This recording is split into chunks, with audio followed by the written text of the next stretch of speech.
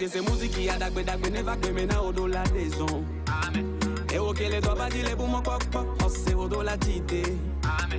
Mi la yinkoyela, mi matie modela, mi la des ondes, mi la yinkoya ta globena. Maobe nous on a les faux, maobe nous on a les faux. Kojo les tom les qui aga swebe bon ami.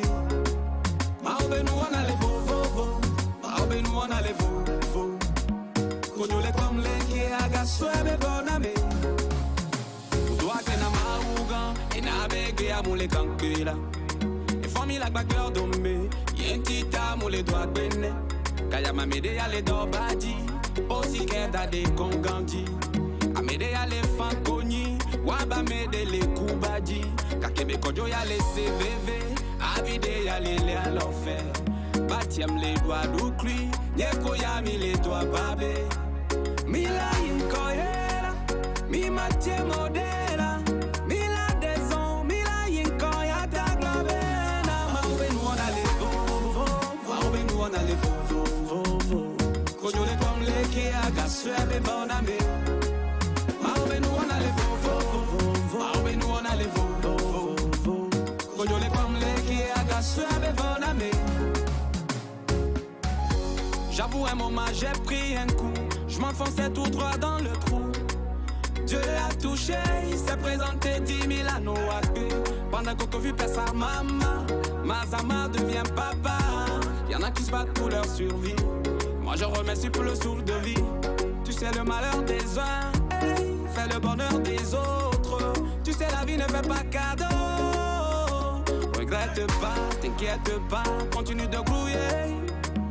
Grouiller, hey, hey, pour toi viendra.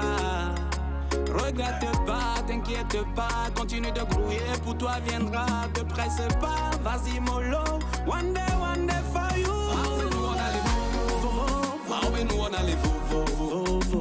Kojo les comme les qui aga swebe bon ami. Maoube nous on a les faux, maoube nous on a les faux. Kojo les comme les qui aga swebe bon ami. Il cause avec les anges, moi je cause avec Dieu. Signé la fin du film. Fabio Di Milano, respect. Docteur Kojo Viton, Gogoligo PC Zoboro, Ida Florentias, Dieudonné Kevin, Théodore Gabédé.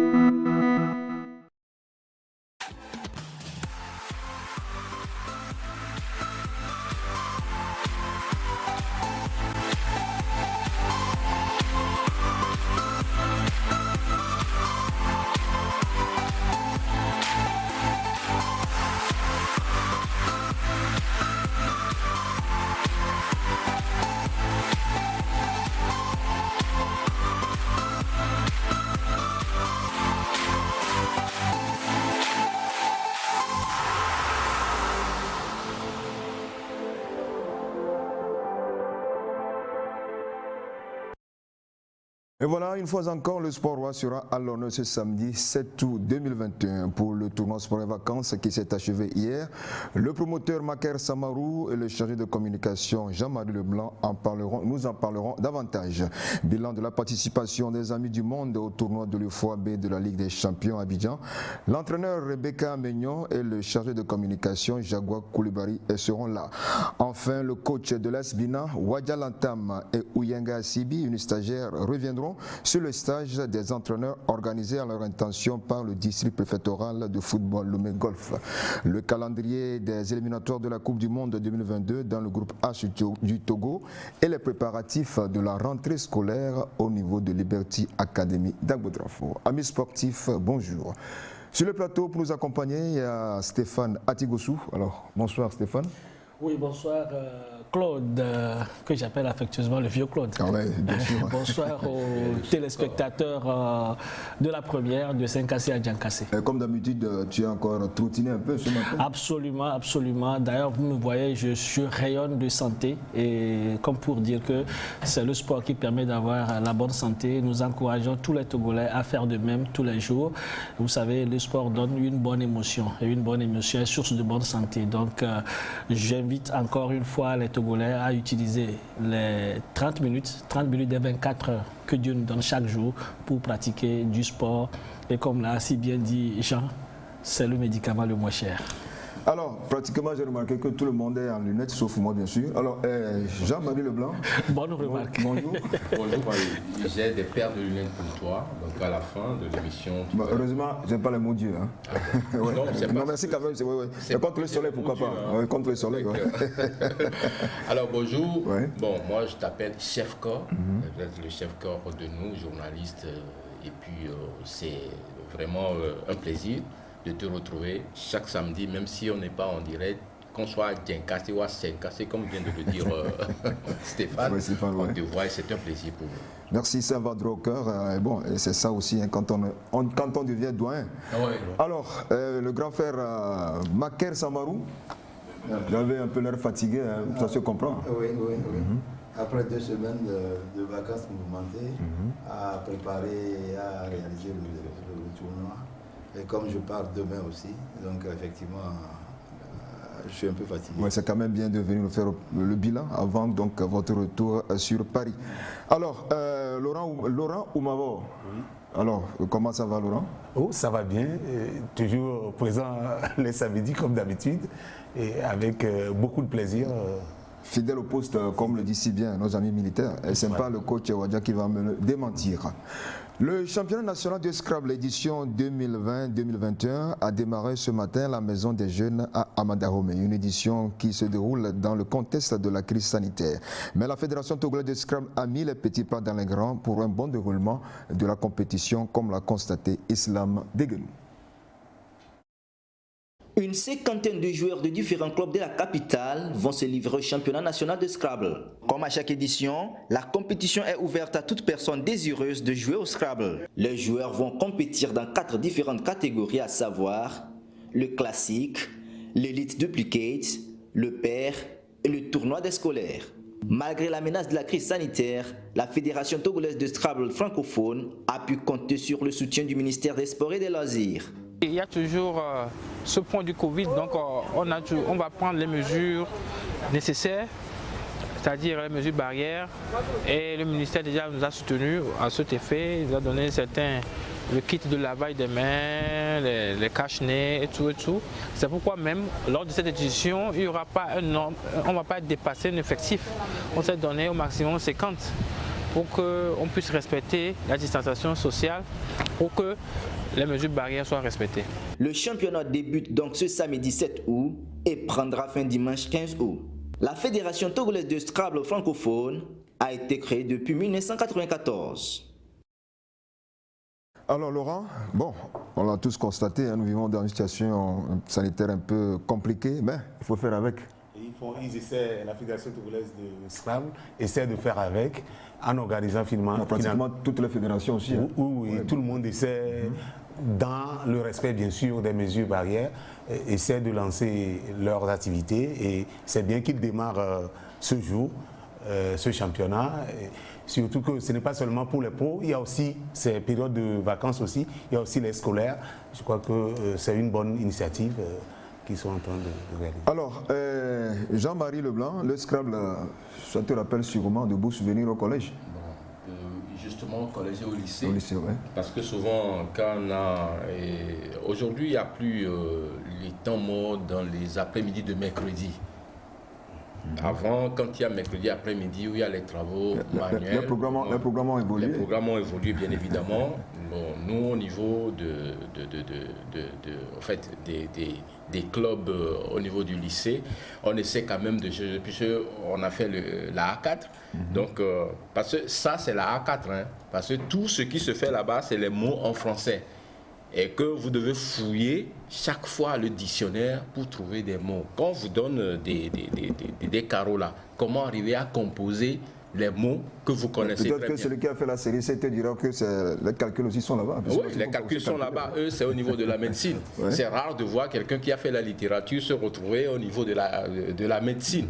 Quand bien même on force les choses aujourd'hui. Il y a des exceptions. Des exceptions, bien évidemment. Mais nous, ça nous rappelle ces temps-là où on se retrouve entre amis et on compose les mots. Et si tu n'es pas arrivé au point voulu, bon, ça dit tu dois payer quelques pots de tchouk pour les autres, quoi. Nous, c'était la coupe dans le temps. Pourquoi nécessairement le tchouk? Il n'y avait pas le dirham à côté? Non, c'était au lycée de Kony, c'était la tchouk derrière juste. Ok. Alors Stéphane, un sport cérébral, hein, si on peut le dire. Exactement, c'est un sport cérébral très important pour tout le monde. Moi, je me dis que l'apprentissage doit durer toute la vie. Donc, du coup, ce n'est pas que pour les élèves. Les grandes personnes peuvent aussi continuer par jouer à du Scrabble. Et c'est une bonne chose que les gouvernants s'y intéressent aujourd'hui parce que le président, dans son intervention, a parlé de l'intervention de, m'excusez la redondance, du ministère des Sports. Oui, entre-temps, c'était le ministère de l'Éducation qui s'y était intéressé aussi.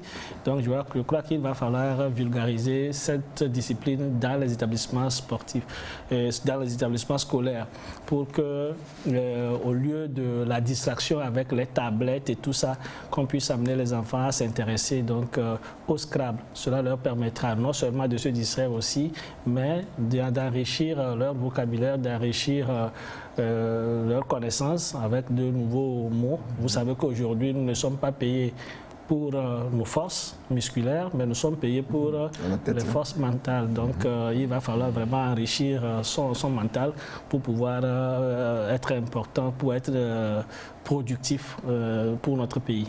Voilà. Alors, l'enfant Macaire, ça vous a intéressé, le Scrabble? Vous avez quand même joué à l'époque? Je suis... Non, c'est que vous êtes pro-foot, hein, pro-football, mais vous avez quand même... c'est un jeu un peu intellectuel et puis de stratégie aussi. Ouais. Oui, bon, sinon, bon, vraiment, je ne joue pas, je ne sais pas jouer, j'avais joué à ça. Bon, peut-être que vous allez vous essayer de 50 matins, pourquoi pas. Alors, les clubs hippiques du Togo ont désormais une fédération, autrefois méconnue, faute d'un bureau exécutif pouvant les représenter au plan national et international. Les 10 clubs ont quitté l'anonymat et forment désormais un regroupement au nom de la Fédération des sports équestres du Togo, avec à sa tête Iman Théory. Et c'était ce samedi à l'hôtel Sarakawa. Compte rendu, Simon Dakwa, Aflim Johnson.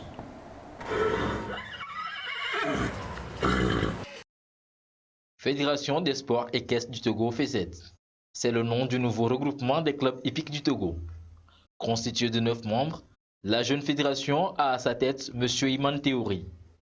Préalable à cette élection, les délégués des clubs ont passé en revue les statuts soumis à leur appréciation. Vient ensuite la phase d'échange, suivie de celle du vote qui a vu l'élection sans surprise du candidat Iman Théory du Iman Club hippique de Lomé. Il était d'ailleurs l'unique candidat à ce poste. Avec les différents membres de club, je vais essayer de faire développer le sport équestre dans notre pays. Dans des années à venir, nous puissions défendre la couleur de notre patrie. Le représentant de Madame le ministre des Sports et des Loisirs ne cache pas les attentes du dit ministère vis-à-vis de la jeune fédération. Nous espérons que cette fédération œuvre à ce que le domaine équestre puisse bien être développé.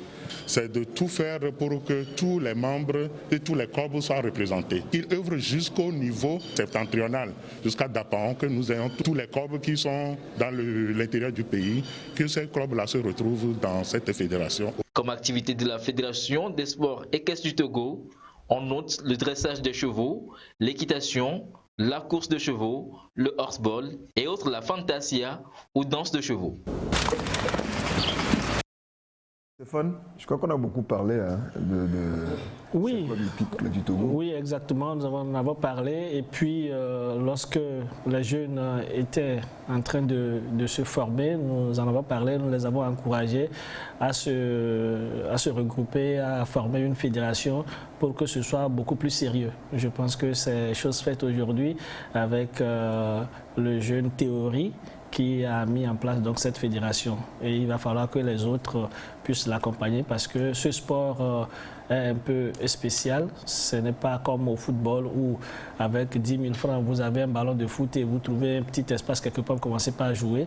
C'est beaucoup plus compliqué que ça. Il faut avoir donc un animal, il faut savoir dresser l'animal et puis bon voilà pour le reste. Donc je pense que c'est une bonne chose et les prochains jours, si un travail se fait véritablement comme il a si bien dit, notre pays pourra avoir des athlètes dans ce domaine-là et qui vont peut-être représenter notre pays dans des compétitions internationales.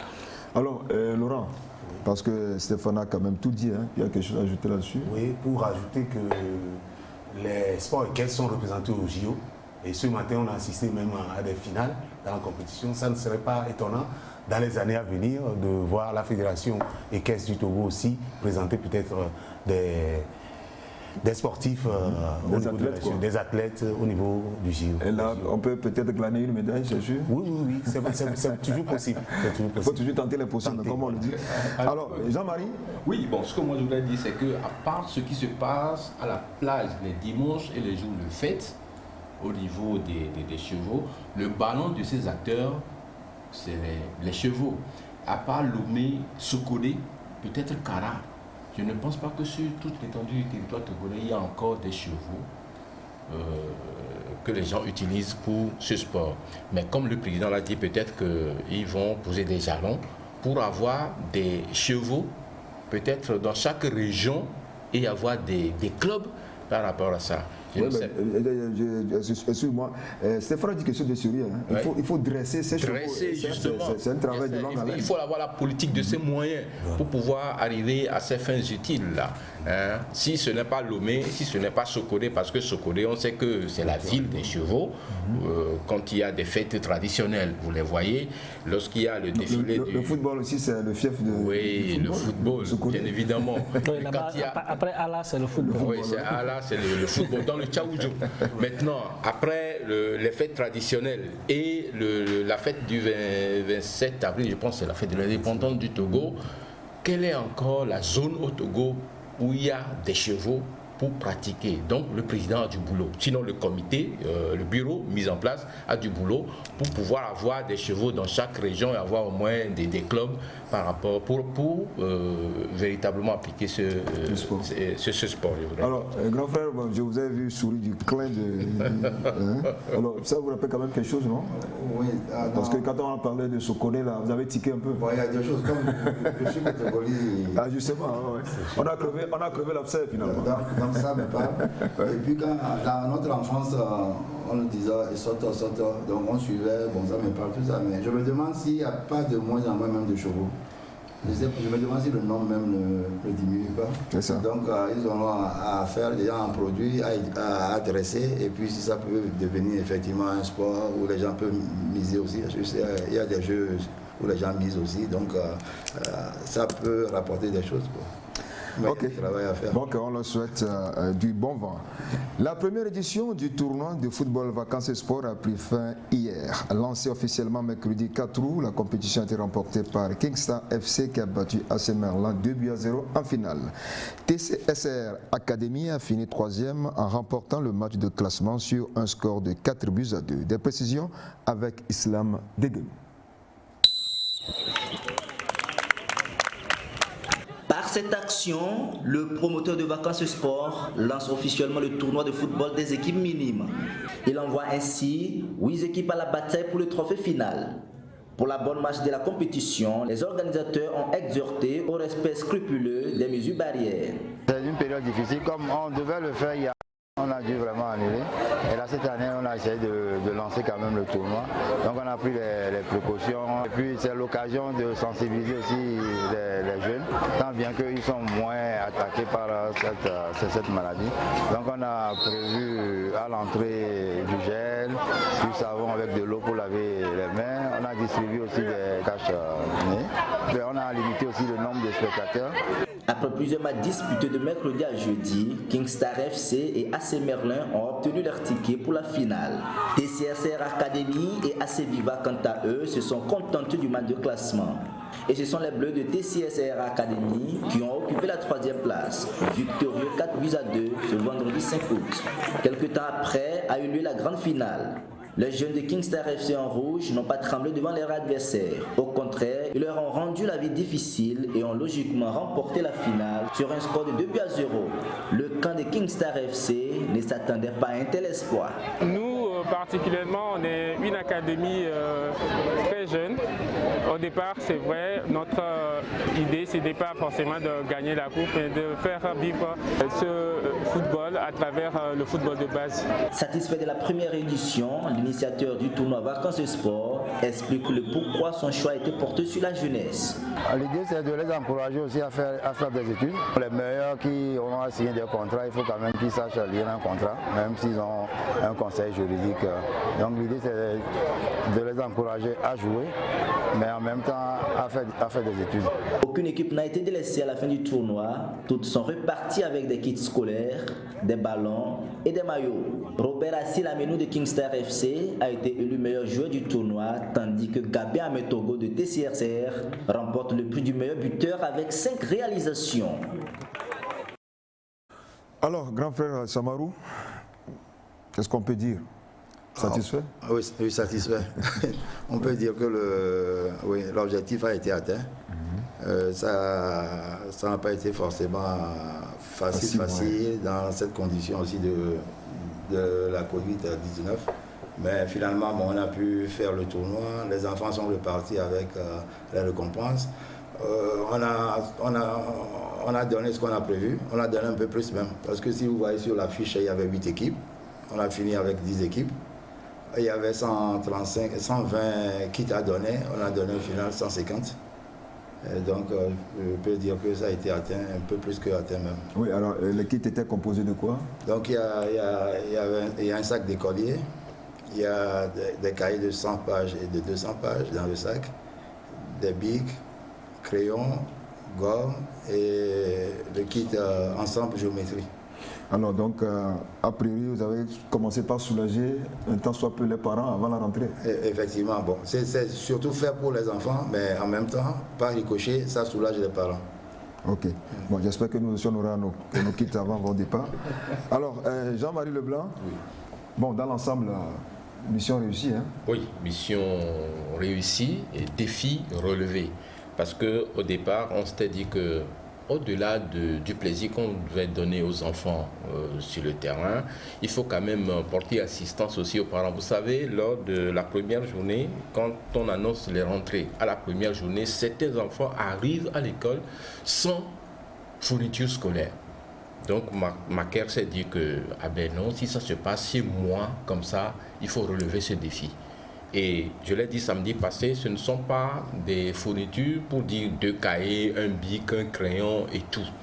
Au moins, il y a des dizaines de cahiers de 100 pages, de 200 pages, de l'ensemble géométrique et tout. Au moins, on soulage aussi le parent, sinon les parents, à la rentrée prochaine, bien évidemment. Et c'est un défi relevé au niveau de l'organisation, passé par le promoteur Macaire Samarou. Alors maintenant, au niveau de l'aspect sportif même. Non, au niveau de l'aspect sportif, vous savez, le football à la base aujourd'hui même est prôné par la Fédération internationale de la discipline qui est la FIFA. On parle de grassroots au niveau des enfants, mais déjà au niveau des minimes, il y a un petit enjeu qui est là. C'est vrai que quand il y a l'enjeu tue le jeu. Au niveau des enfants même, vous allez voir, sur mercredi, jeudi et vendredi, ben, ils se sont exprimés, bien évidemment, à travers les 20 matchs qu'ils ont joués au niveau des poules, parce qu'il y avait 10, et ça a comblé les ententes. Vous allez voir, c'est bien vrai qu'il n'y avait pas trop de public, parce qu'on était très rigoureux sur les entrées, pour respecter les mesures barrières, mais ce qui était... Il fallait aussi en même temps sensibiliser ces jeunes par rapport à la pandémie. On a donné plus de 2000 de cache-nez, plus de 2000 cache-nez, les gels hydroalcooliques pour se laver les mains. Et ceux qui sont de là de 30-40 ans qui arrivent, on leur posait la question de savoir, est-ce que vous êtes vacciné, est-ce que vous avez fait ci et ça. Et si ce n'est pas fait, on leur dit que bon, il y a, surtout que la fois dernière, il y a encore une dose de vaccin Johnson & Johnson qui est arrivée. Essayez de vous vacciner pour limiter un tout petit peu les contaminations. Et sur le plan sportif, je vous dis que c'est comblé Et on attend donc peut-être la deuxième édition pour faire mieux. Non, tu vas vite en besoin, peut-être que le promoteur va nous en dire plus. Alors, Stéphane, oui, il a bien tchatché là. Oh, c'est un tchatcheur, donc il est dans son rôle, il n'y a pas de souci. Mais non, vous connaissez. Oui, je valide quand même ce qu'il a dit, parce que j'étais là à l'ouverture. J'ai remarqué des enfants très heureux qui jouaient. Ça m'a rappelé aussi mon enfance. C'est bien. Les vacances. Oui, les enfants aiment beaucoup ça. C'était de l'autre côté de Montien, non? Oui. C'était le côté. Je profite pour saluer mes parents de l'autre côté, justement. Et donc, ça m'a fait vraiment plaisir de voir ces enfants s'exprimer librement, joyeusement. Ce qui m'a dérangé un tout petit peu, c'est que l'accès n'était pas libre pour tous les autres enfants. Si c'est que cette pandémie n'était pas là, j'imagine toute la joie que ce tournoi-là devait apporter aux enfants. Donc, on prie que la pandémie s'en aille très vite pour que la prochaine édition, on puisse voir le terrain entouré d'autres enfants qui applaudissent d'autres enfants et qu'à la fin, la fête soit vraiment belle. Donc, félicitations aux promoteurs. Ce ne sont que des actions pareilles que nous souhaitons pour ceux qui sont de l'autre côté, qui ont un peu de moyens, qu'ils viennent soulager un peu ceux qui sont de ce côté. Je pense qu'ils ne seront que bénis. Alors Laurent, tout est pratiquement dit. Hein? Tout est... Oui, mais il faut quand même ajouter quelque chose. D'abord, ils sont arrivés à terme, l'objectif est atteint. Donc, bon, les 3 volets, d'abord, ils voulaient sensibiliser sur le Covid, il y a eu le jeu aussi sur le terrain, les enfants étaient heureux, et puis la distribution des kits scolaires. Donc, tout est bien qui finit bien. Alors, je voudrais ajouter quelque chose, si vous permettez. Je présente mes excuses aux collègues journalistes qui, au départ, étaient avertis parce que la première édition devait avoir lieu, je pense, en 2020, l'année passée. Aujourd'hui, cette année, nous devons être à la deuxième édition, qui réclamaient leur présence lors de ce tournoi. Je leur ai dit que, compte tenu de la Covid, on ne peut plus inviter tout le monde parce qu'on avait voulu faire un boucan de communication, un zoom sur la communication par rapport à cette compétition parce que ce n'est pas seulement le football. Il y a le tennis, il y a le basket, il y a le hand, c'est tout un projet. Donc que les collègues et confrères journalistes nous excusent de ne pas être invités à cette première. Il y a certains médias qui étaient là quand même, mais tout simplement c'est pour respecter tout ce que le gouvernement a dit par rapport au respect des mesures barrières Covid-19 oblige. Non, je crois qu'ils ont compris. Hein. Ouais. Ils doivent comprendre. Quoi. Alors, le grand frère Maquet, maintenant par rapport au suivi, comment ça va se faire? Par rapport au suivi, bon, les académies sont reparties dans leur académie. Au niveau de l'organisation, bon, j'ai une petite équipe qui va être sur place. Et d'ici là, qui va vous rendre compte au fur et à mesure de comment ça évolue. Nous allons essayer de créer un site internet aussi. Et puis moi je repars et avec WhatsApp je suis en contact avec je crois qu'il faut nous associer à cette équipe. Il faut qu'on voit exactement ce qui se passe. D'accord, je ne manquerai pas. et moi je suis vraiment ce qui par les sites internet, je suis ce qui se passe au Togo, notamment dans le foot. Et je reviendrai avant de revenir en juillet pour la deuxième édition. Ok, bon, alors Jean-Marie, quelque chose à ajouter? Non, bon, en fait, je remercie aussi l'activité qui était là. Quand le chef corps dit d'ajouter, peut-être en fait un double ajout, ou bien comment? Parce que l'activité fait partie déjà de l'organisation. Ok, bon, non, maintenant que tu viens de le dire officiellement, il n'y a pas de souci pour ça. Alors, grand frère, bon, nous sommes pratiquement arrivés au terme de cet entretien. Est-ce que vous avez un dernier mot? Oui, un mot de clôture, quoi. Juste avant, si vous me permettez, je souhaiterais faire un petit bilan. Bon, financier, bon, c'est pas le lieu de dire combien on a dépensé, mais je peux dire en pourcentage que les 2 tiers de ce qu'on a dépensé ont été aux enfants. Donc c'était l'un de nos objectifs, c'est de leur donner le maximum. Les 1 tiers ont servi à faire de la logistique. Et en même temps, je saisis l'occasion pour remercier quelques amis qui ont voulu m'accompagner. Il y a 8 sociétés de sponsors, dont 5 au Togo, 2 en France et 1 aux États-Unis, qui aussi nous ont aidés en nous apportant le tiers de ce qu'on a pu dépenser. Alors ça veut dire que si jamais la pandémie finissait, il y aura de gros sponsors. Oui, en principe, là c'est que des petites entreprises qu'on a contactées. Donc on espère que d'autres, les grands, si on les contacte, ils vont nous suivre. Sinon je finirai par remercier les enfants, les sponsors, la TVT, tous ceux qui ont de loin ou de près nous ont accompagnés, la Fédération togolaise de football, et puis si j'en oublie, qu'ils m'en pas d'excuses. Et si tout va bien, en bonne santé, l'année prochaine, on recommencera. Alors, Claude, oui. Je voudrais demander au président, M. Samarou, il y a une relation avec Issa Samarou? Si, ça doit être. Oui, c'est mon cousin. C'est un cousin. Ils sont deux. Il y a l'ancien ministre et l'ancien secrétaire d'État. Donc, les deux sont vos sont mes cousins. Bon. J'espère que tu as eu ta réponse. Ce sont nos premiers sponsors peut-être. Okay. Alors, grand frère, nous ferons que vous remercier et vous souhaiter un bon retour chez vous. Et de temps en temps, pensez à nous. Hein. D'accord. On sera en contact WhatsApp régulièrement avec vous. Alors, Jean-Marie? Non, juste remercier l'initiateur. Je me rappelle en 2019, quand il m'avait approché par le biais de Laurent Agbeko. Oui, mais Laurent Agbeko. C'est son nom, Laurent Agbeko. Il a travaillé dans l'ombre aussi, il faut le dire. Justement, il a travaillé dans l'ombre et il continue de le faire. Vous savez, Macaire avait entraîné une équipe à tout coin. Au temps de feu Guy Adademi, paix à son âme. Et 40 ans après, il revient dans son pays pour organiser quelque chose. Je ne peux que le remercier. Le jour-là, quand il me parlait, je l'attendais dire, étant journaliste, je m'étais tu et je l'écoutais seulement. Je voudrais juste voir s'il pouvait joindre l'acte à la parole. Mais Covid était passé par là, on en a gardé le contact, finalement on s'est dit que, quelles que soient les circonstances, on va essayer de voir la CNJR, le comité scientifique, pour voir qu'est-ce qu'on peut faire pour les enfants. Ce n'est pas seulement jouer sur le terrain, mais les kits scolaires étaient là, il fallait les donner à qui de droit. Donc voilà, Dieu aidant, ça a été fait. Je ne peux que lui remercier. Et au retour en France, qu'il réfléchit sur la deuxième édition. On avait prévu 16 académies, mais on était obligé de faire avec 8, finalement 10. Si ce n'est même pas à Lomé, très prochainement, il faut que ça soit à l'intérieur du pays. Et bon, peut-être que Covid va passer et on va avoir une grande fête. Et surtout, merci à la télévision togolaise à travers vous et qui était là. Et merci à tous. Alors merci donc à Jean-Marie Leblanc, et merci au grand frère Macaire, et surtout bon voyage. Merci. Et bonjour à la famille. Je ne manquerai pas. Ouverture lundi d'un stage de formation pour entraîneurs de football, une initiative du district préfectoral de football Lomé Golf. L'événement vise à outiller les bénéficiaires pour un meilleur encadrement des jeunes joueurs. C'était donc lundi au stade de Kégué, un stage qui va durer 6 semaines. Les détails avec Jean-Kofi et Dédi.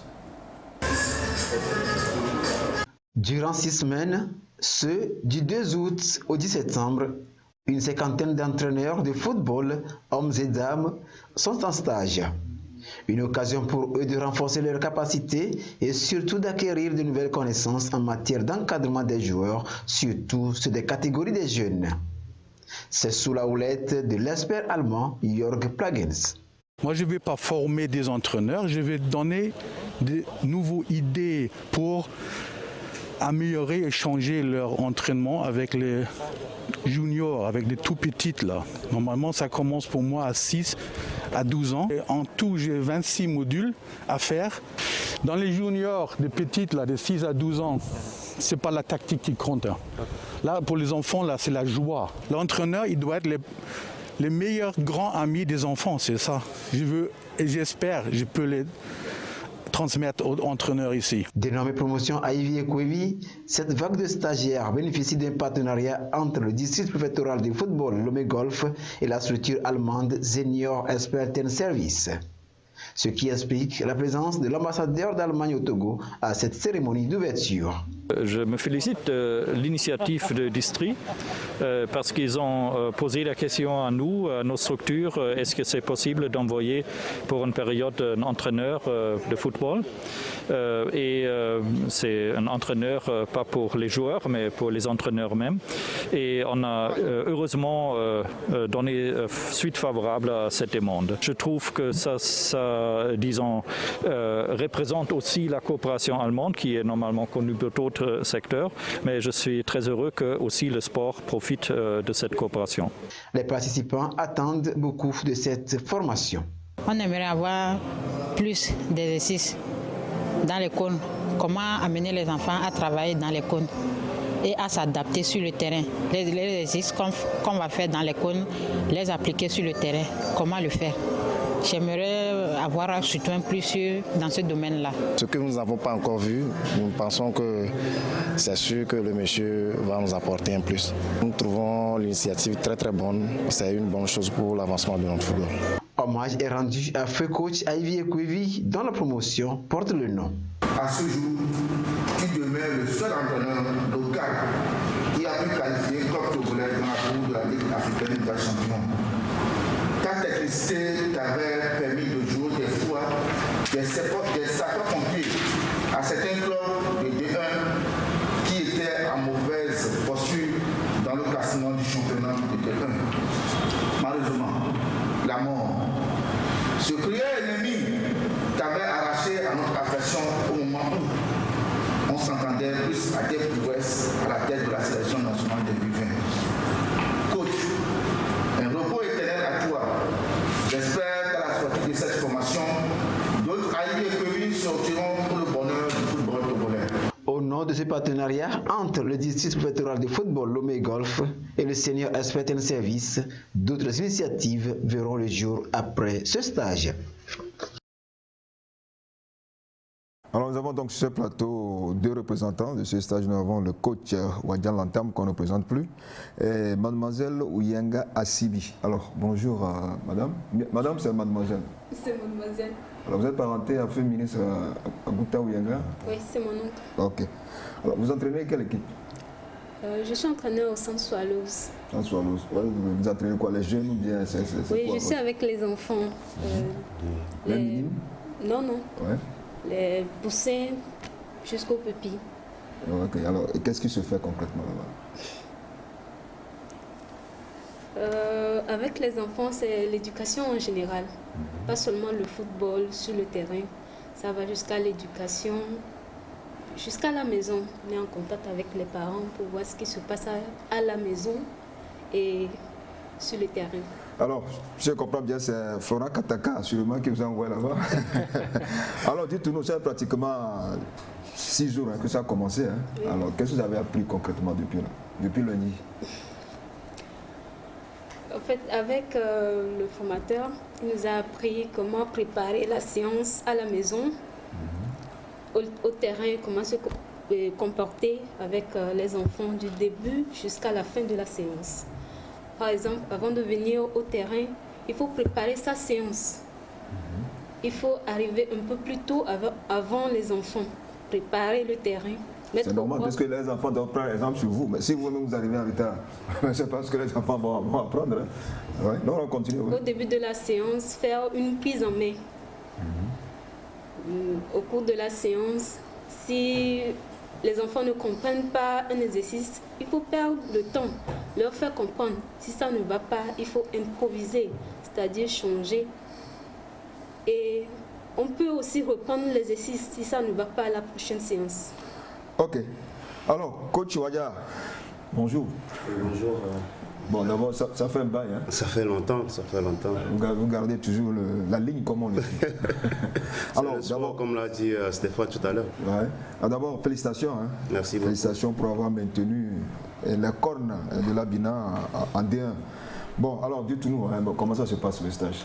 Vous êtes un vieux routier de la chose. Bah, écoutez, je pense qu'elle vient de dire les volets. Tout ce que l'expert a enseigné, c'est un truc qui doit se faire avec les tout petits. c'est quelqu'un qui est formé, qui est un formateur, c'est un formateur qui est chargé de s'occuper des tout petits, les bambins. Donc cette formation, c'est le lieu de former nos entraîneurs qui s'occupent des petits dans les centres de formation. Et franchement, les modules qui ont été évoqués montrent qu'on a beaucoup de choses encore à faire sur le plan national. Oui, Stéphane? Oui, je pense que c'est une bonne chose. C'est une bonne chose que cela commence chez nous au Togo. Vous savez, jadis, notre pays n'est pas vraiment un pays qui adore la formation. On aime ce qui est tout fait. Donc, ce qui fait que quand vous prenez tous les clubs de première division, vous n'aurez pas les juniors, vous n'aurez pas les espoirs, vous n'aurez pas les cadets, vous n'aurez pas les pupilles, vous n'aurez pas les minimes. Il n'y en a pas. Chacun, quand on se qualifie, on finit par trouver une astuce pour se baser sur un centre de formation que quelqu'un est en train d'entretenir quelque part et on prend ça comme son centre de formation. C'est un peu comme ça se passe. Mais maintenant, avec les exigences de la CAF et tout, je pense que chaque club doit avoir des équipes de différentes catégories. Donc du coup, ces formations sont les bienvenues et il est important qu'on forme ceux qui vont prendre soin de tout petits et puis des autres catégories, comme la dame est en train de si bien le dire. Elle est à Swallows, elle s'occupe des pupilles et des poussins. Je pense qu'il faut qu'elle ait une formation adéquate pour pouvoir savoir comment entretenir ses enfants. Moi, je me souviens quand j'étais un jour au centre Swallows avec mes enfants, et après 10 à 15 minutes de course, on les arrête, on dit allez boire. Parce que, bon, voilà, ça c'est adapté à eux. Moi, je me dis, oh, c'est trop tôt pour boire. Mais comment est-ce que tout de suite on dit non, pour les enfants, après 10-15 minutes. Vous n'avez pas le même organisme. Voilà, donc, et si le formateur ne connaissait pas ça, on peut avoir des enfants qui vont se déshydrater, qui vont tomber sur le terrain et tout. Donc, ce sont des trucs qu'on donne donc à ces formateurs et qui ensuite transmettent ça aux enfants et les enfants grandissent bien. Donc, je pense que c'est bien. Le jour de l'ouverture, j'ai eu un journaliste a posé une question au formateur en demandant quelle tactique il faut. Le formateur a dit niet, je ne suis pas venu pour la tactique, je suis venu pour enseigner aux entraîneurs comment être en bon terme avec les enfants. Vous n'avez pas compris le terme du stage.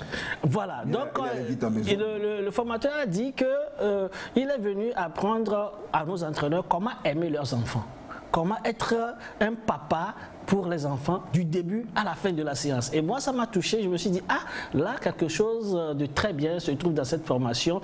Et on n'est pas là juste pour avoir les résultats de suite, mais pour savoir que les résultats démarrent par la formation, par la base et par les petites connaissances qu'on est en train d'accumuler. C'est ça qui permet d'avoir des adébayeurs à la fin. Oui, Laurent? Oui, bonne initiative. Permettez-moi quand même de reconnaître que le district préfectoral, Lomé Golf, quand même, est en train de faire de bonnes choses et en train de donner quand même l'exemple. Parce qu'il y a quelques semaines, ils avaient déjà organisé une formation pour l'administration même des clubs. Et cette fois-ci, c'est au niveau des entraîneurs. C'est vrai que la fédération ne peut pas tout faire. Au niveau des entraîneurs, des jeunes. Des jeunes. La fédération ne peut pas tout faire.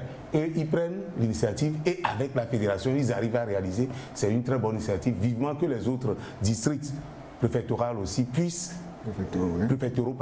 puissent continuer dans la même veine pour que ce ne soit pas seulement à Lomé qu'on ait ces formations, mais les autres districts aussi à l'intérieur, qu'on puisse...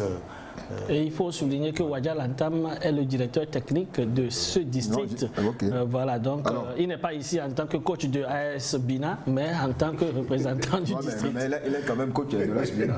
Oui, c'est vrai. Alors, justement, coach, en tant que directeur technique, c'est quoi votre rôle par rapport à ce stage? Mon rôle est d'être toujours présent aux côtés du formateur et essayer de l'apporter un plus. Expliquer aussi de temps en temps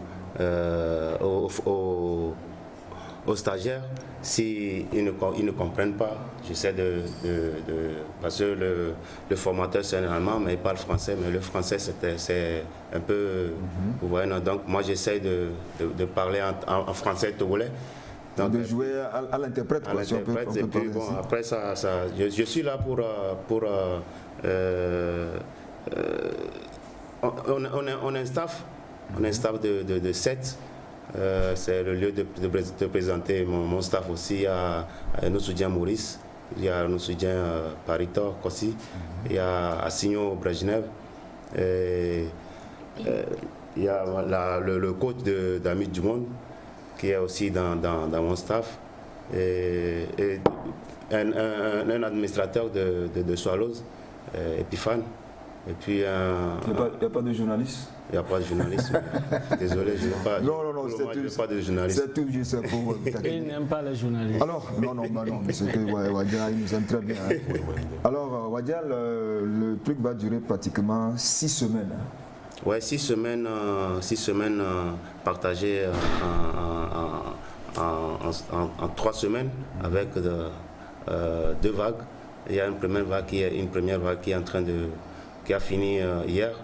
Les cours théoriques, et à partir de lundi, on va entamer les cours pratiques sur le terrain. Et ça va se passer où? Ça va se passer sur le terrain de Kégué, le lundi l'après-midi, le stade de Kégué. Ouais.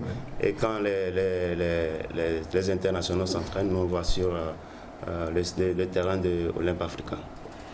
Alors, mademoiselle Ouyenga, vous avez pratiquement fait la théorie et la pratique, hein? Vous avez fait la théorie, hein? Il y aura la pratique la semaine prochaine. Alors comment ça va se passer? Tous les entraîneurs seront en maillot. Et les enfants seront avec nous. On va former des équipes de 13, des enfants de 13 par groupe. 13 par groupe. Et il y aura un groupe d'entraîneurs, 4, qui vont encadrer une équipe de 13 enfants. Voilà.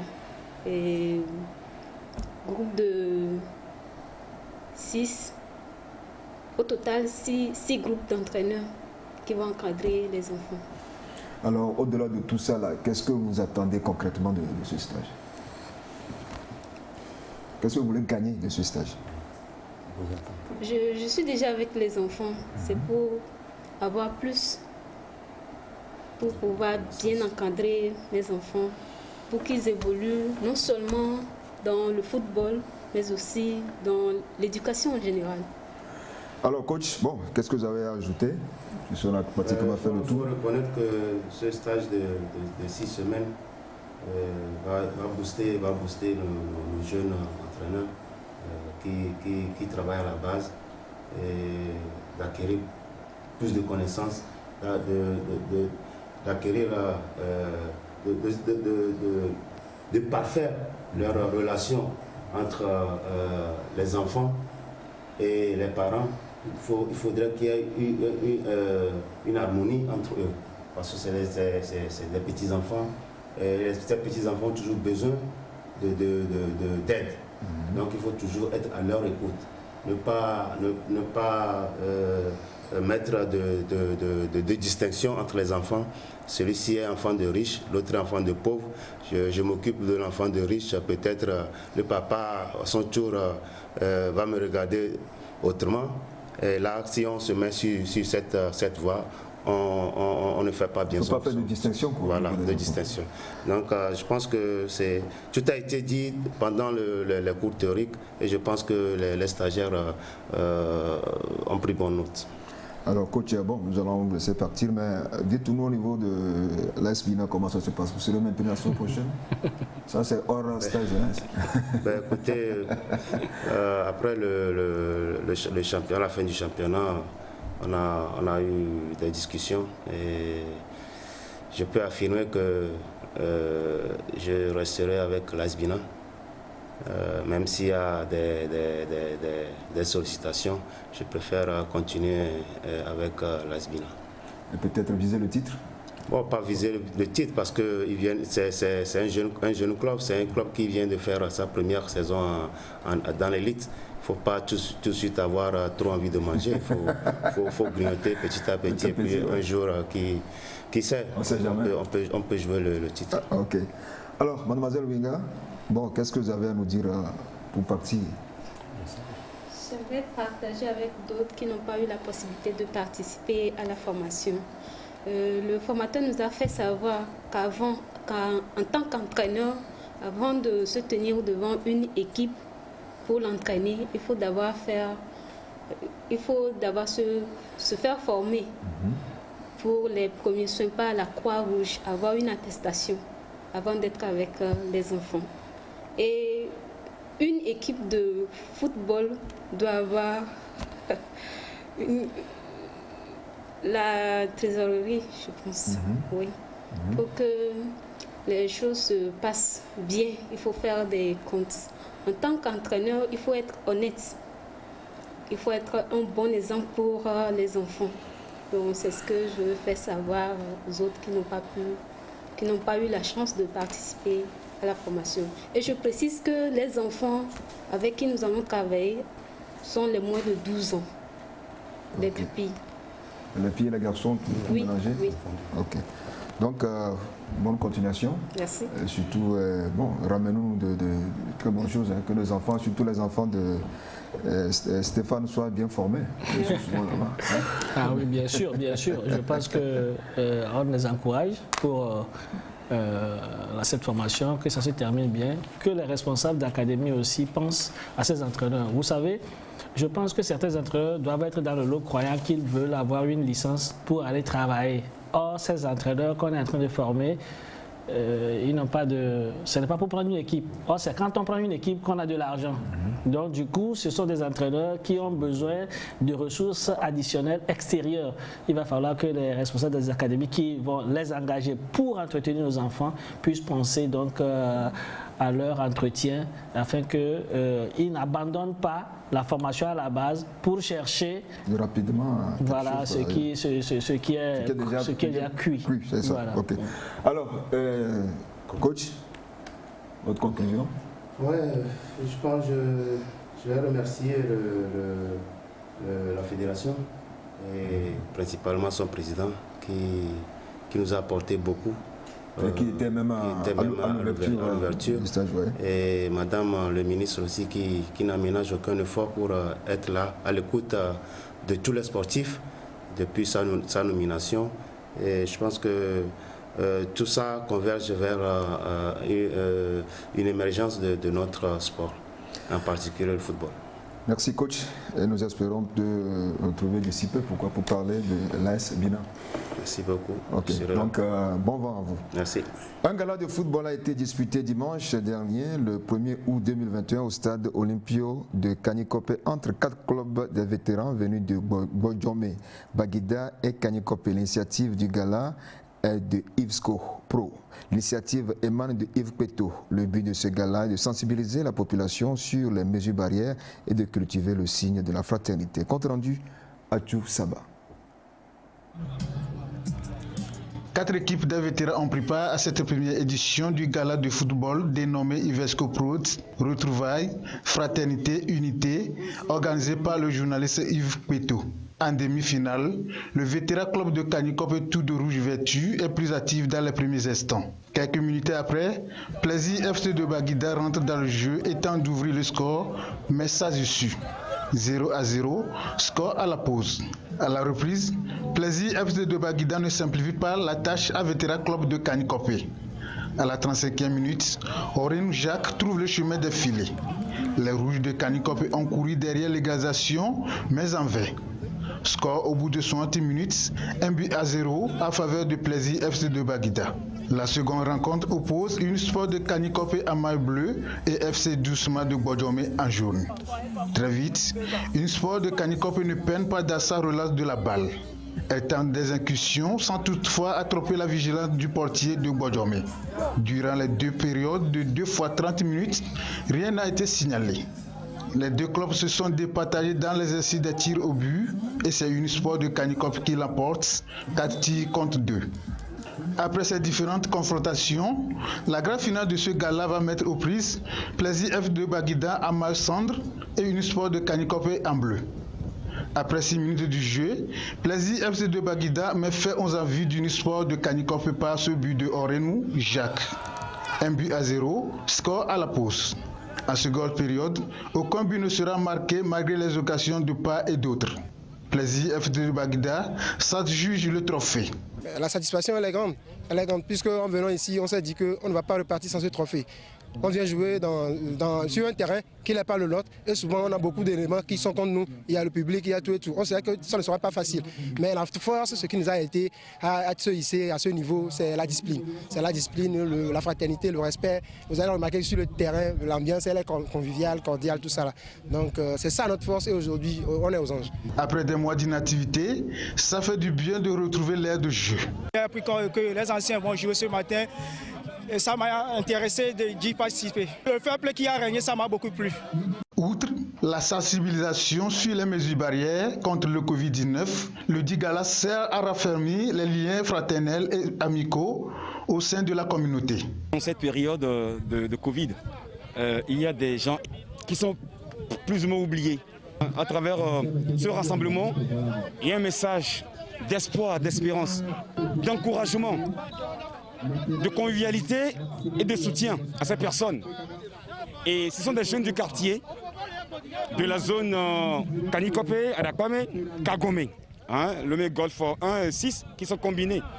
C'est à la fois aussi un moment de retrouvailles pour leur dire qu'on ne les oublie, parce que pour les prochaines fois, on va penser aux femmes. À la fin de ce premier essai, Ivesco Prods, les meilleurs sont récompensés. Yves Peto poursuit ses actions à Déticopé ce samedi dans le respect scrupuleux des mesures barrières. Laurent, Yves Peto, un de nos collègues qui est revenu, qui a quand même organisé ce gala pour sensibiliser encore une fois la population sur la Covid-19. Oui, c'est une bonne initiative puisque ce tournoi permet d'abord de rassembler ces clubs qui sont un peu dans la périphérie de la capitale.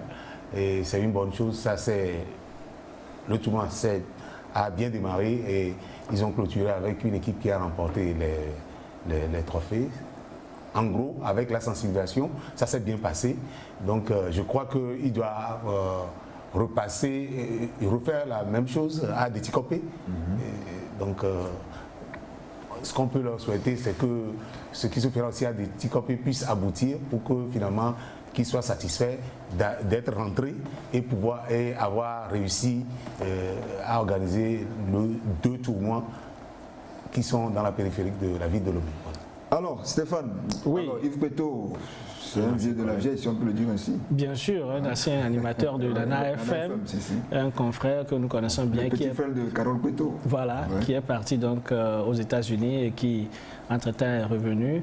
Et il a pu mobiliser un peu de moyens qu'il a mis à la disposition de ses frères et en organisant un petit tournoi, c'est bien. C'est comme tout à l'heure ce que nous venons d'avoir avec M. Macaire, qui lui plutôt s'est beaucoup plus intéressé aux tout petits. Ce ne sont que de bonnes initiatives et surtout qu'on saisit cette occasion pour sensibiliser sur les mesures barrières à entreprendre. Je pense que tout ça là c'est bien. Maintenant, il faudrait que on prenne soin de faire en sorte que vraiment ces mesures soient respectées et qu'on vérifie en tant qu'organisateur que véritablement tout ce qu'il faut autour de ces compétitions-là soit fait parce que après tout, il faudrait qu'on soit en très bonne santé. Et je l'ai toujours dit, même avant même l'ouverture des sports dans notre pays, que les sports dominent, permettent quand même d'avoir la bonne santé. Et depuis qu'on a commencé par faire du sport un peu dans ce pays, je crois qu'on est beaucoup plus en bonne santé. L'immunité est là et je crois qu'il faut encourager ces initiatives-là pour que tout le monde soit en bonne santé afin de continuer par pratiquer le sport. Pour que les choses reprennent normalement. Voilà, exactement. Alors, ceci étant, nous retrouvons donc nos amis des Amis du Monde. Je vais parler de Jaguar Koulibaly, qui est le chargé de communication, et Amenyo Rebecca. Alors, bonjour Rebecca. Bonjour. Bon, vous êtes rentré hier fatigué, mais vous êtes obligé de venir nous faire le compte rendu de ce que vous êtes allé faire de l'autre côté d'Abidjan. Donc, bonne arrivée. Merci beaucoup. Et la fatigue? Ah, ça va manger. Alors, donc d'ici mardi, tu reprends ton bâton de pèlerin? Effectivement. Ok. Dès ce soir même. Dès ce soir même. Ouais. Ah, ça, c'est une très bonne nouvelle. Hein. On sent que tu es battante, quoi. C'est bon. Alors, Jaguar, Mais apparemment, tu es plus abattu que le coach. Vous savez... Alors, le coach, là, il a crié. Hein? Oui. Ouais. Il y a quelqu'un qui a l'habitude de dire que le sport, c'est 30% sur la pelouse et les 70%, c'est tout ce qui entoure le club. Donc, voilà. Alors, la délégation, je pense que tout le monde se porte bien, non? Oui, grâce à Parce que hier, le SG, Bernard Gbagba se plaignait un peu, il était un peu fatigué. Ça va mieux, la deuxième nouvelle? Oui, ça va. Même au niveau des joueurs, c'est vrai, il y a quelques bobos, mais comme l'a dit tout à l'heure la coach, on est en train de gérer, puisque mardi, le championnat commence, donc on est obligé de faire avec. Le président Nabi Abalo, lui, c'est un militaire, hein, il est habitué, quoi. Vous avez de ces nouvelles ce matin, il va bien? Oui, on a de ces nouvelles, on vient à peine de le quitter. J'espère qu'il est en train de nous suivre. Hein. Il nous suit, les branches. Alors, le décor est planté. Coach, dites-nous un peu comment ça s'est passé. Bon, félicitations. Hein. L'autre l'a dit en aparté, mais félicitations, on va dire publiquement. Félicitations pour la médaille de bronze que vous avez ramenée. C'est quand même une première. Et nos pensées aussi vont à M. Bronco, Djoboku Bronco, qui malheureusement nous a quittés. Donc, nos pensées vont vers lui cet après-midi. Donc, coach, brièvement, dites-nous comment ça s'est passé là, de notre côté d'Abidjan. Ok, merci beaucoup. Je peux dire que nous avons quitté Lomé le 22 pour arriver là-bas le même 22. Voilà. Et le tournoi même a démarré à partir du 24. Et le Togo avait eu son premier match le 27 contre la Côte d'Ivoire. C'est bien vrai, c'est la Côte d'Ivoire qui a fait l'ouverture avec le Burkina, USFA de Burkina. Et ils ont joué. Ils ont gagné la Côte d'Ivoire, bien sûr. L'USFA a gagné la Côte d'Ivoire. Et c'était le deuxième match de la Côte d'Ivoire contre nous. Et nous avons fait un match nul au début. Un match nul parce qu'il y a eu certaines parmi nous qui avaient eu peur. Et vu l'ambiance, la pression, il y avait tellement de pression sur les filles. Il y avait le public. Il y avait un peu de public. Il y avait un peu de public avec les autres équipes qui s'affichent. Tout ça là, c'était quand même leur première sortie pour la plupart. Donc ça a vraiment frustré un tout petit peu le groupe. Je peux dire que c'est ça qui a fait que nous avons fait un match nul. Et moi, je remercie Dieu parce qu'on n'avait pas... Je ne peux pas dire que c'est une défaite. C'est un match nul, on n'a pas perdu. Voilà, je veux dire... Mais après, on a dit que vous n'étiez pas quand même satisfait de ce résultat. Oui. On a lu sur les réseaux sociaux, vous n'étiez pas du tout satisfait de la prestation. Oui, parce que normalement, on devait gagner ce match pour pouvoir prendre de l'avance dans le tournoi. On avait le match là en main. Vu le jeu, on avait le match là en main. Il ne suffirait qu'on laisse les petits peurs de côté pour pouvoir vraiment gagner. Alors, est-ce que le manque du championnat aussi n'est pas passé par là? Pardon? Le manque du championnat, puisqu'on n'était pas en championnat? Évidemment. Évidemment, ça fait 2 ans qu'on n'a pas joué de championnat. C'est un problème, hein, c'est un problème. Il faut dire que nous avons mis les moyens vraiment pour gérer ce système-là. Sinon, il faut dire que les autres équipes, c'est chaque année, c'est répétitif. Elles sont toujours en jambes. Et une équipe en compétition par rapport à une équipe qui n'est pas en compétition, là, il y a une grande différence. C'est clair. Il y a une grande différence. Donc, nous les avons accompagnées moralement pour qu'elles puissent se supporter. Et le second match, ça a été contre notre sœur de Burkina, USFA. Elles nous ont gagné 2-1. C'était également un coup de cœur pour moi. Je n'ai pas digéré ça. Parce qu'il faut dire que ça a été un peu difficile, ça il faut l'avouer. Si je vois comment j'ai marqué contre mon camp, et le second mieux était sur penalty, vraiment c'est difficile à supporter. Voilà pourquoi je me suis dit, si cela arrivait, que je rencontre encore une fois le USFA de Burkina, il va falloir que je fasse un match de revanche. Et c'est ce que je fais. Voilà. Oui, avant ce match de revanche aussi, vous êtes tombé sur le Nigeria, demi-finale en Nigeria avec le Nigeria. 5-1, bon, c'était un peu lourd. Oui, effectivement, il faut reconnaître que le Nigeria est une grande nation de football. C'est bien vrai, et surtout qu'on n'est pas vraiment en jambes, c'est difficile. Mais on a mis un système qui apparemment a vraiment marché avec ces filles-là. C'est seulement quelques erreurs de but avec ma gardienne et quelques erreurs de cafouillage. Oui, il faut l'accepter. Mais il faut dire que les filles se sont vraiment battues pour ce match. Voilà. Alors, Jaguar, le coach a planté le décor, elle a pratiquement tout dit. Elle était sur le terrain. Alors, vous, au niveau des vestiaires ou bien des tribunes, alors, comment ça s'est passé là-bas? Vous savez, comment vous avez géré la situation, ces 3 matchs-là? D'abord, le coach a parlé de la peur. Et au niveau quand même du bureau d'Amis du Monde, nous-mêmes on s'est dit il faut quand même s'attendre à ces genres de réactions. Et on s'est quand même préparé pour remonter un tout petit peu le moral de ces filles-là.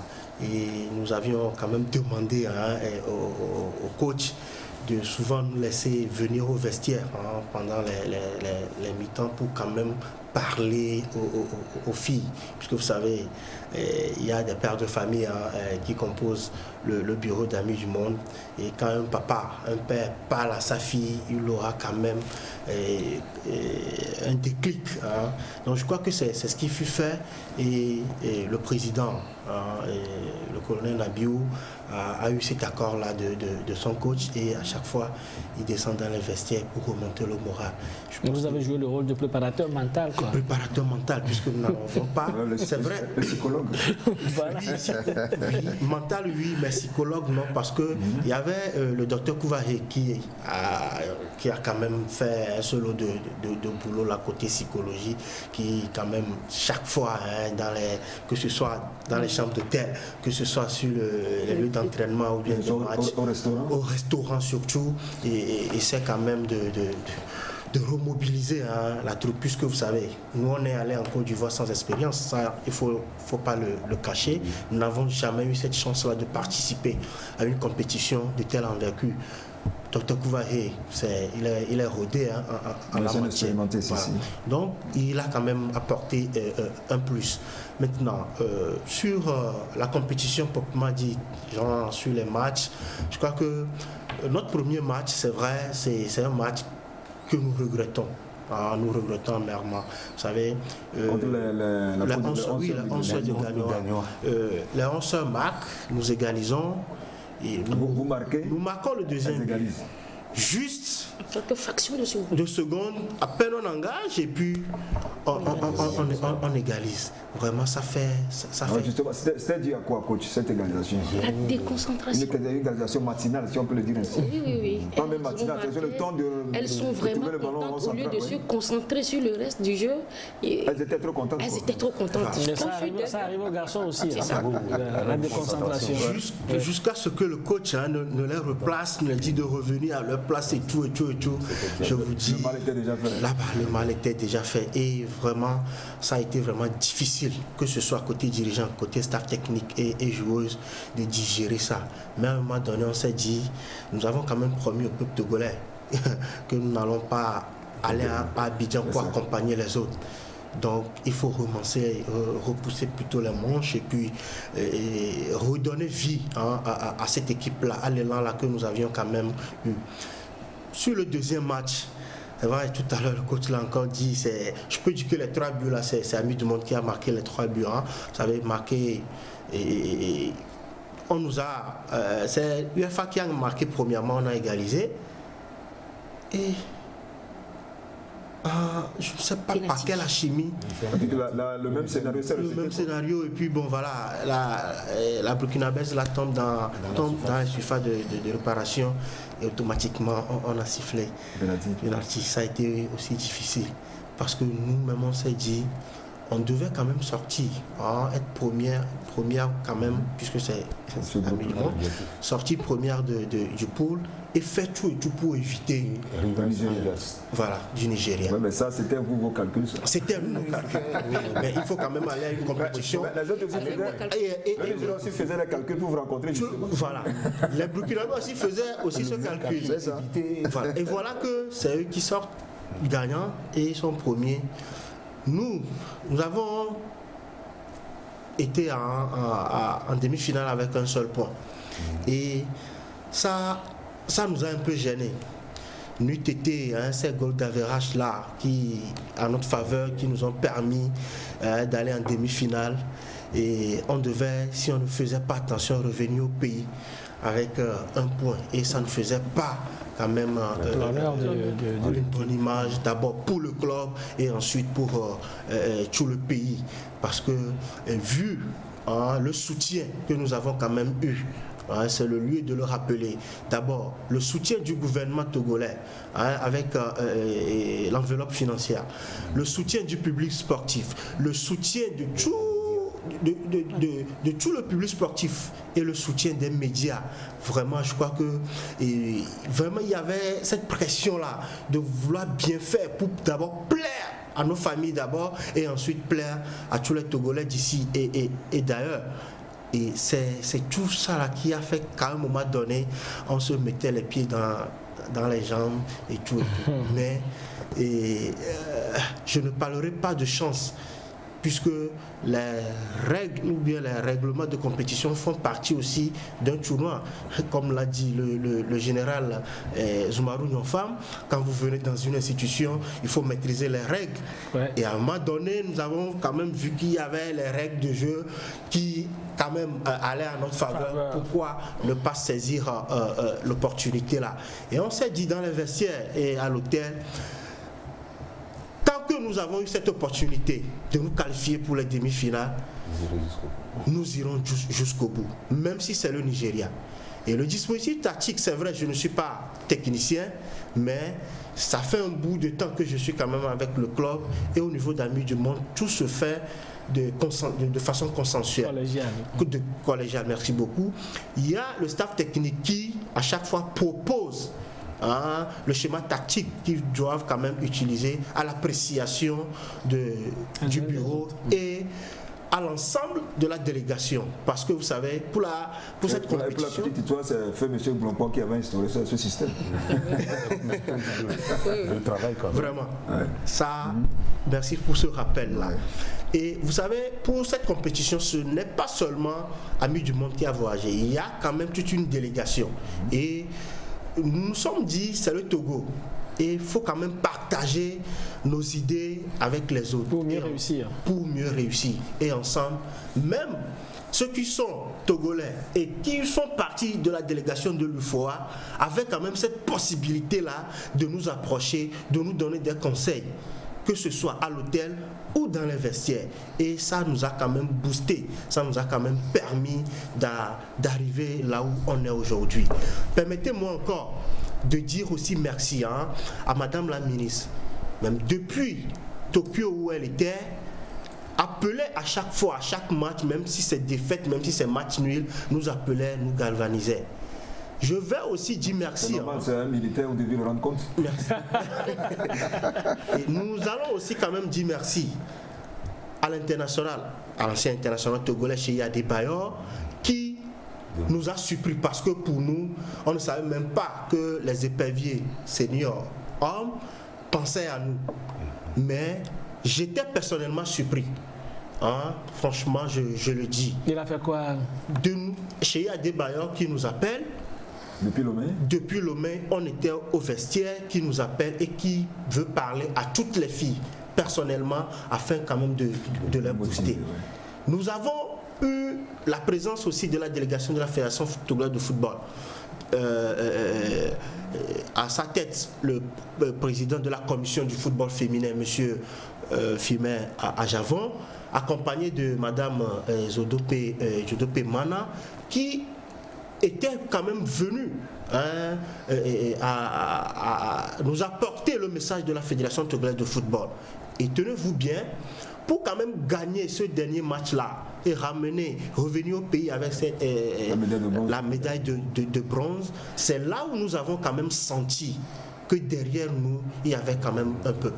Toutes ces personnalités que je viens de citer nous ont quand même appelés lorsqu'on était au vestiaire. Et imaginez ce moment-là. On avait tenté, mais il y avait un problème de connexion. Oui, ça, non, mais vous, chaque fois, on a toujours de vos nouvelles. Et la dernière personnalité qui a appelé, et ça, nous avons vraiment senti que nous avons quand même un papa, c'est le président de la Fédération togolaise de football, malgré qu'il y avait déjà une délégation. Il l'a fait personnellement. Et il l'a fait personnellement. Et franchement, je vous dis que dans les vestiaires, nous-mêmes, on savait. Juste après le coup de fil du colonel Akbovi que nous allons gagner le Burkina. Ce qui a été ça va droit au cœur de se sentir accompagné, quoi. Oui, Laurent? Oui, j'aimerais moi poser une question à la coach. Oui. Coach, est-ce que vous n'êtes pas déçu de cette 3e place? Déçu, je dirais non. Pourquoi? C'est une première participation. Et je viens de le dire, on n'est pas vraiment en gens, mais on n'est pas en compétition. Et c'est bien vrai que nous avons voulu être en finale. Mais à défaut de la qualification, au moins, nous sommes 3e. Je ne peux pas parler d'une décision. 3e, mais à la barbe de la Côte d'Ivoire qui a perdu chez elle. Oui. C'est quand même, il y a quand même lieu de la féliciter. Donc, moi, je pense quand même qu'elles sont à féliciter. Et aujourd'hui, si la ministre reçoit cette équipe d'amis du monde et brandit ses médailles de bronze, c'est tout à fait mérité. C'est ce que nous voulons. Parce que le gouvernement s'y est mis. Ça va peut-être remplacer provisoirement la médaille de Tokyo. Voilà. Bon, voilà, médaille, c'est médaille. Voilà. Donc, au moins, le gouvernement a mis les moyens. Et quand vous mettez les moyens en amont et puis vous avez le résultat en aval, je crois que c'est bien. Et donc, c'est bien. Voilà pourquoi je suis content pour les filles, pour ce qu'elles ont pu faire. On ne va pas du tout cracher sur cette médaille de bronze. Je pense que c'est une très bonne chose. Demain, Koulibaly ne nous dira plus qu'ils sont partis sans expérience. Aujourd'hui, ils ont une expérience. Maintenant, le plus dur, c'est de pouvoir se maintenir et pouvoir aller de l'avant. Donc ça vous oblige à redémarrer le travail. Comme le coach l'a dit, c'est ce soir, elle reprend. Donc il faudrait que ça reprenne, que la fédération, au-delà de tout ce qu'elle a pu faire, le ministère, au-delà de tout ce qui a été fait, pense aussi à la reprise des activités au niveau du football féminin. Je crois que c'est le 11. Hein? Ça commence mardi. Hein? Le mardi, le 11, le championnat reprend. C'est Amis du monde. Ah, le football. Donc, vous voyez, c'est pour dire quand même qu'il y a du travail qui est devant. C'est bien ce qui a été fait. Maintenant, il ne faut pas dormir sur ses lauriers parce qu'on a été 3e. Il faut continuer à travailler jusqu'à ce qu'un jour nous puissions battre le Nigeria ou le Ghana. On peut le faire. Alors justement, ce que Stéphane vient de dire me pousse à demander au coach comment vous vous préparez justement pour le match, dépendre de votre titre. Hein? Oui. Je peux dire que nous avons commencé... C'est comme votre rival de toujours, Atleta. Atleta, c'est bien vrai. Et quand on a eu l'information que c'est Atleta qu'on devait... Avec Atleta, on devait jouer le premier match, l'ouverture d'ailleurs. Nous nous sommes dit, il faut maintenant qu'on montre... ce que vous avez appris à Abidjan. Ce que nous avons appris à Abidjan. On met ça en pratique, quoi. On met ça en pratique. Donc nous avons commencé à préparer ce match depuis Abidjan, avec toutes les filles. Avec le mental et tout, on se disait, il y a du boulot, on ne va pas baisser là-bas.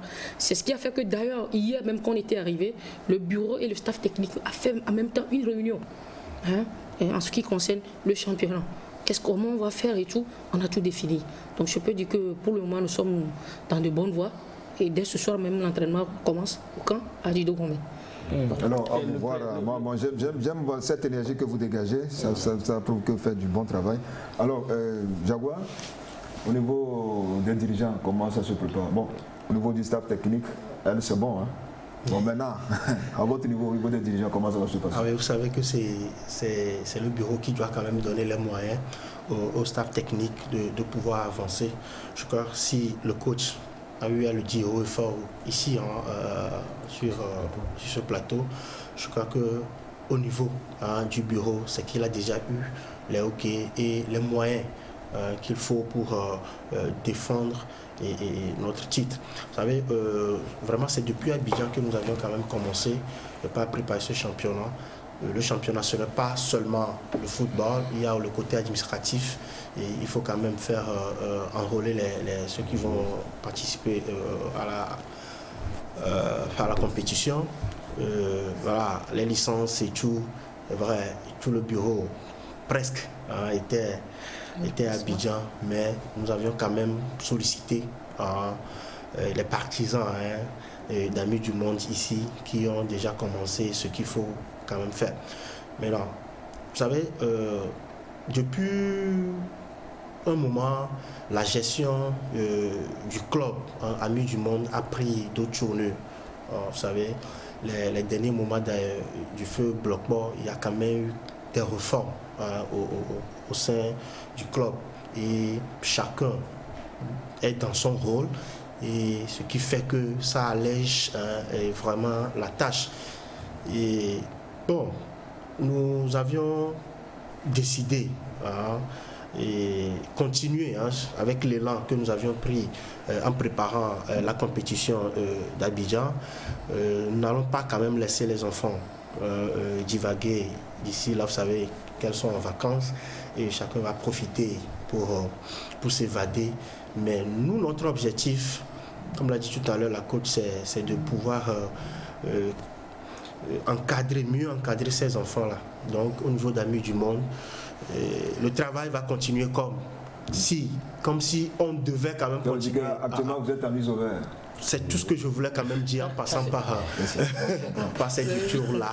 Donc, c'est ça, ça commence, les entraînements commencent aujourd'hui. Les filles rentreront au campement ce soir et jusqu'à la fin de... Bon, comme vous avez entraînement, on ne va pas tellement vous retenir parce que la coach doit aller, doit travailler là-bas. Alors, coach, est-ce qu'il n'y a pas eu des contacts au niveau de nos joueuses là? Et ça ne manque pas, hein, ça ne manque pas. Nous avons des blessés, mais pas trop graves. Non, des contacts peut-être pour les autres équipes. Oui, ça c'est sûr, ça c'est sûr. Même à l'hôtel, on a eu des contacts avec les Niger, les frères de USFA et puis les 11 sœurs de Gagnoa. On a eu beaucoup de contacts. Donc ça veut dire qu'on peut vendre des joueuses. Ça promet, ça promet. Alors Stéphane? Oui, c'est le lieu de féliciter M. Nabiou Rayoum Dete. Voilà, j'aime son prénom. Ça veut dire que ça n'est pas fini. Merci pour l'explication. Donc je crois qu'il a fait du bon travail. Maintenant, comme nous avons dit, ce n'est pas fini. Quand vous atteignez le sommet, il faut se mettre. Justement, son nom le dit, Haïm de terre. Il faut toujours continuer. Voilà, donc nous n'entendons pas voir Amis du Monde descendre. Plutôt, nous espérons qu'elles vont continuer davantage.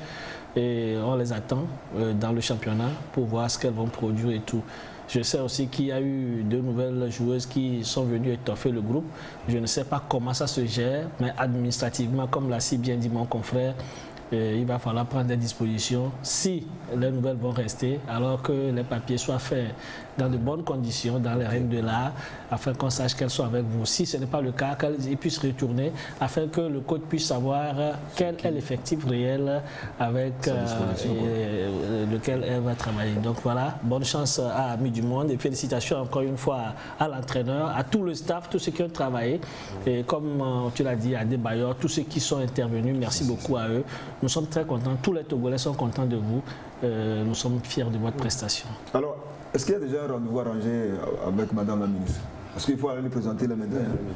Oui, vous savez, nous sommes rentrés hier, le vendredi. Préparer le match de mardi. Oui, dans l'après-midi. Nous préparons déjà le match de... il faut battre le fait quand il est chaud. Oui. Ici, mercredi, il faut quand même présenter les médailles à Madame la ministre. Oui, je crois que... Pourquoi pas aussi au président de la fédération? Oui. Et reprendre de 10 millions. Pourquoi pas. Je crois que les discussions... Ce sont des médailles qui méritent quand même. Bien sûr. On ne va pas quand même laisser les filles comme ça. Madame la présidente de l'Assemblée nationale, Madame la première... Madame la chef du gouvernement. Voilà, c'est une médaille pour toutes les grandes dames de notre pays. Sinon, effectivement, les dispositions sont quand même en train d'être prises puisque nous avons été accompagnés. Il faut venir quand même rendre compte. Et dire merci. Donc, je crois que les tractations sont sur les tractations et ça va mode. Dans le remerciement, il y aura encore quelque chose. On l'espère bien. Nous l'espérons. Je voudrais quand même, avant qu'on ne quitte, rebondir un peu sur la question des contacts. C'est vrai, au niveau du bureau, je suis à la fois le chargé de communication et de marketing. Au niveau quand même des contacts, nous avons quand même assez de contacts. Et vous aurez quand même des nouvelles. De bonnes nouvelles. De bonnes nouvelles des joueurs. Vous savez, le mérite aussi de cette compétition, et nous avons quand même eu 2 meilleures joueuses des matchs. Justement. Il y a eu la capitaine et voilà, l'une de nos défenseuses là. Et là, il y a aussi le côté comportement. Vous savez, avant qu'on ne quitte le Togo, la charte de bonne conduite a été quand même signée par le club, et nous espérons que le retour que les organisateurs auront à faire quand même à l'État togolais, ils verront que nous avons été de bons élèves. Toujours un peu plus poli, et sur le plan tactique, c'est-à-dire sur le terrain, le club Amis du Monde a été le club qui a écopé moins de cartons. N'eût été cette erreur. Vous étiez fair play. Voilà. N'eût été l'erreur de l'assistante l'autre fois qui a donné un carton rouge à une joueuse. Nous-mêmes, jusqu'à là, on ne comprend pas. Peut-être que vous devez revenir avec le trophée du fair play. Bon, c'est pas grave, on a la médaille de bronze. Donc je crois que le Togolais voyage mieux. Mais il suffit, comme on l'a fait pour le cas d'Amis du Monde, en l'accompagnant. Je crois que si cet accompagnement-là est généralisé quand même sur toutes les disciplines sportives et avec un peu de sérieux au niveau des fédérations. Non, avec au niveau du sérieux, des clubs, pas un peu, avec du sérieux. Avec du sérieux, je crois que nous allons mieux faire. Ok, bon. On espère qu'il y aura d'autres Rodikou, ma fille, qui vont sortir du monde parce que c'est... On aura les informations. Voilà, on va avoir les informations sur d'autres filles on va le rappeler à l'ordre de la qui vont jouer à l'extérieur du tour. Oui, Laurent, bon, c'est pratiquement fini. Hein. C'est pratiquement fini, mais il faut aussi reconnaître le mérite des Amis du Monde. Parce que, en fait, l'USFA, par exemple, c'est le club de l'armée. L'AS Police du Niger aussi, c'est le club de la police du Niger. Donc, vous comprenez, c'est des clubs qui ont des moyens comparativement, c'est-à-dire intrinsèquement, ces clubs ont des ressources pour ces compétitions, alors que du monde... Ce serait peut-être une occasion pour l'état-major aussi de mettre sur pied. Voilà. Donc, tout le mérite quand même revient à la vie du monde. Okay. Bon, les gars, on vous a assez félicité. Je pense que vous avez l'entraînement, donc on ne va pas tellement vous retirer encore rapidement. Koulibaly, Jaguar plutôt, de fin? Oui, c'est toujours le merci. D'abord à l'État togolais, au premier sportif, le chef de l'État, son excellence Faure Sozina Miasingbe, aux autres sportifs du Togo. Voilà, merci. Oui. Il a déjà dit beaucoup de choses. Moi, je vais juste compléter en disant encore un sincère merci pour entre le bureau et le staff technique avec la complicité. Ça a beaucoup marché. Ça m'a plu. Merci beaucoup. Et surtout, merci beaucoup au président. Bon, on espère que tu vas encore signer ton contrat. Donc merci et donc bon vent aux amis du monde. Les éliminatoires de la Coupe du Monde Qatar 2022 démarrent le 2 septembre et les éperviers se déplacent au Sénégal pour la première journée avec Laurent Oumavo. Voici le programme complet du groupe H du Togo. Comme pour leur première participation à la Coupe du Monde 2006, la route vers la Coupe du Monde Qatar 2022 des éperviers passera une fois de plus par Dakar et Brazzaville. 2 ans après le tour préliminaire des qualifications Zone Afrique où les éperviers se sont débarrassés des Sélankat des îles Comores, 2-0 à Lomé, après un match nul, 1 but partout à Moroni, les rapaces togolais retournent à la compétition en la faveur des qualifications au stade des phases de groupe. Logés dans le groupe H, les éperviers du Togo retrouveront les Lions de la Teranga du Sénégal, première nation africaine au classement FIFA. Les Diables Rouges du Congo, classés 20e nation africaine. Des Brave Warriors de la Namibie qui sont passés également par la phase préliminaire avec une victoire sur l'Érythrée. De ces 3 adversaires, les Lions de la Teranga apparaissent clairement comme le favori du groupe pour la première place. En plus, les Sénégalais se verraient bien enchaîner une 2e participation consécutive après la Coupe du Monde 2018 en Russie. Il est donc impératif pour les éperviers et leur nouveau sélectionneur Paolo Duarte de réussir un coup face aux Lions de la Teranga. Faire un résultat à Dakar devait être le leitmotiv des éperviers s'ils veulent continuer à rêver d'une seconde participation à la messe mondiale du football. Le technicien portugais Paolo Duarte est attendu le 5 août à Lomé avec son staff et démarre la campagne des éliminatoires par un stage avec les éperviers locaux le 10 août. Il fera son baptême de feu à Dakar le 2 septembre face aux Lions de la Teranga pour le compte de la première journée. 4 jours plus tard, les Togolais recevront à domicile des Brave Warriors de la Namibie lors de la 2e journée. Avant la double confrontation, en aller-retour d'octobre face au Diable Rouge du Congo. En novembre à Lomé, les éperviers offriront leur hospitalité aux Lions de la Teranga avant de terminer les matchs de poule 4 jours plus tard à Windhoek face aux Brave Warriors de la Namibie. Si les éperviers réussissent à sortir de cette phase de groupe, ils auront un match de barrage en mars 2022 pour s'offrir une place à la Coupe du Monde au Qatar, prévue du 21 novembre au 18 décembre 2022. Alors, Stéphane? Oui. Laurent nous a présenté le calendrier. Et il a tout dit. Il a tout dit. Maintenant, on veut que les choses se traduisent dans les faits réels. Ah oui, absolument. Le coach, il est déjà là. Il est là. Il est là. Alors, il y a 48 heures, nous avons appris qu'il est à Lomé et qu'il va bien. et qu'il est arrivé avec 2 autres adjoints qui vont l'aider dans sa tâche et que selon nos informations, il pourrait être reçu au cours de la semaine par les autorités sportives, notamment Madame la ministre. Je ne sais pas si le contrat sera signé au cours de la semaine, en même temps, je ne sais pas trop. Mais si cela est fait, ça donne donc ce coup de pioche pour dire que le travail commence. Comme on le dit, lorsqu'on monte un drapeau, ça veut dire que c'est le début du travail. Donc si c'est fait, Paolo Duarte va donc entrer dans la jouissance de son contrat et va commencer par travailler avec les éperviers locaux.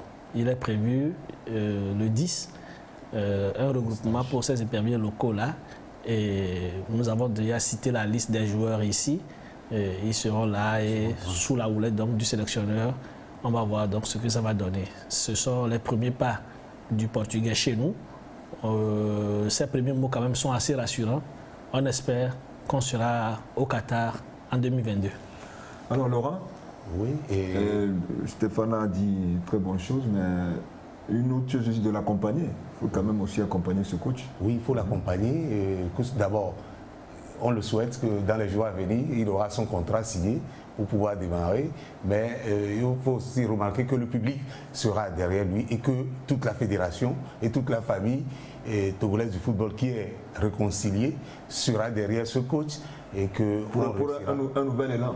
Pour un nouvel élan. Ça ressemble étrangement à 2005, où on a raté notre qualification pour la phase finale de 2004. Ouais. Et on l'a vu avec les matchs. Surtout, si moi j'ai un conseil à lui donner, c'est de gagner au moins les 3 matchs à Lomé et réussir à avoir quelques résultats en déplacement. Et je crois que ça serait possible. Puisque en 2005, c'est ce qu'on a fait. Tous ceux qui venaient à Lomé, on les battait. On les battait. Ils étaient passés à la casserole. Voilà, et que ce soit le Sénégal d'abord, on les avait, en 2007, on les avait reçus. D'abord, on les avait battus à Lomé.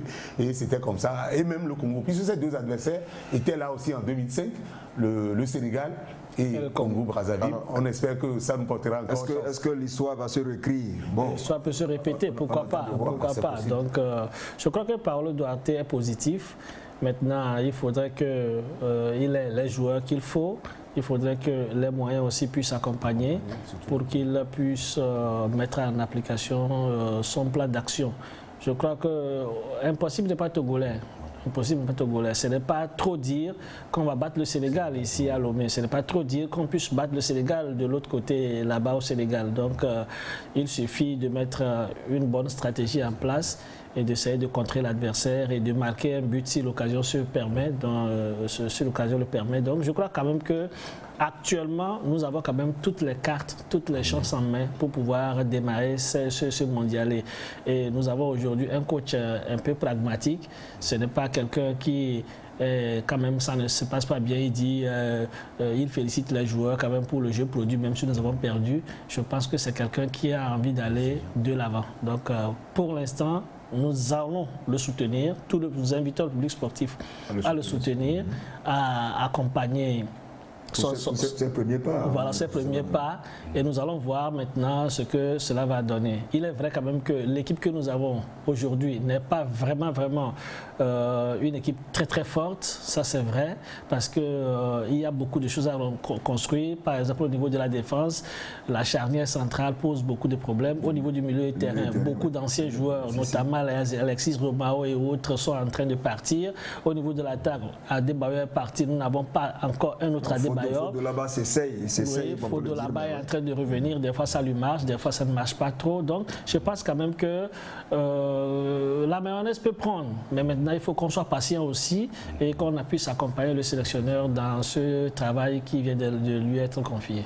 Oui, alors rapidement, que je peux ajouter pour clore ce... Bon, en fait, la petite crainte, c'est que malheureusement, le baptême de feu, ça serait à Dakar.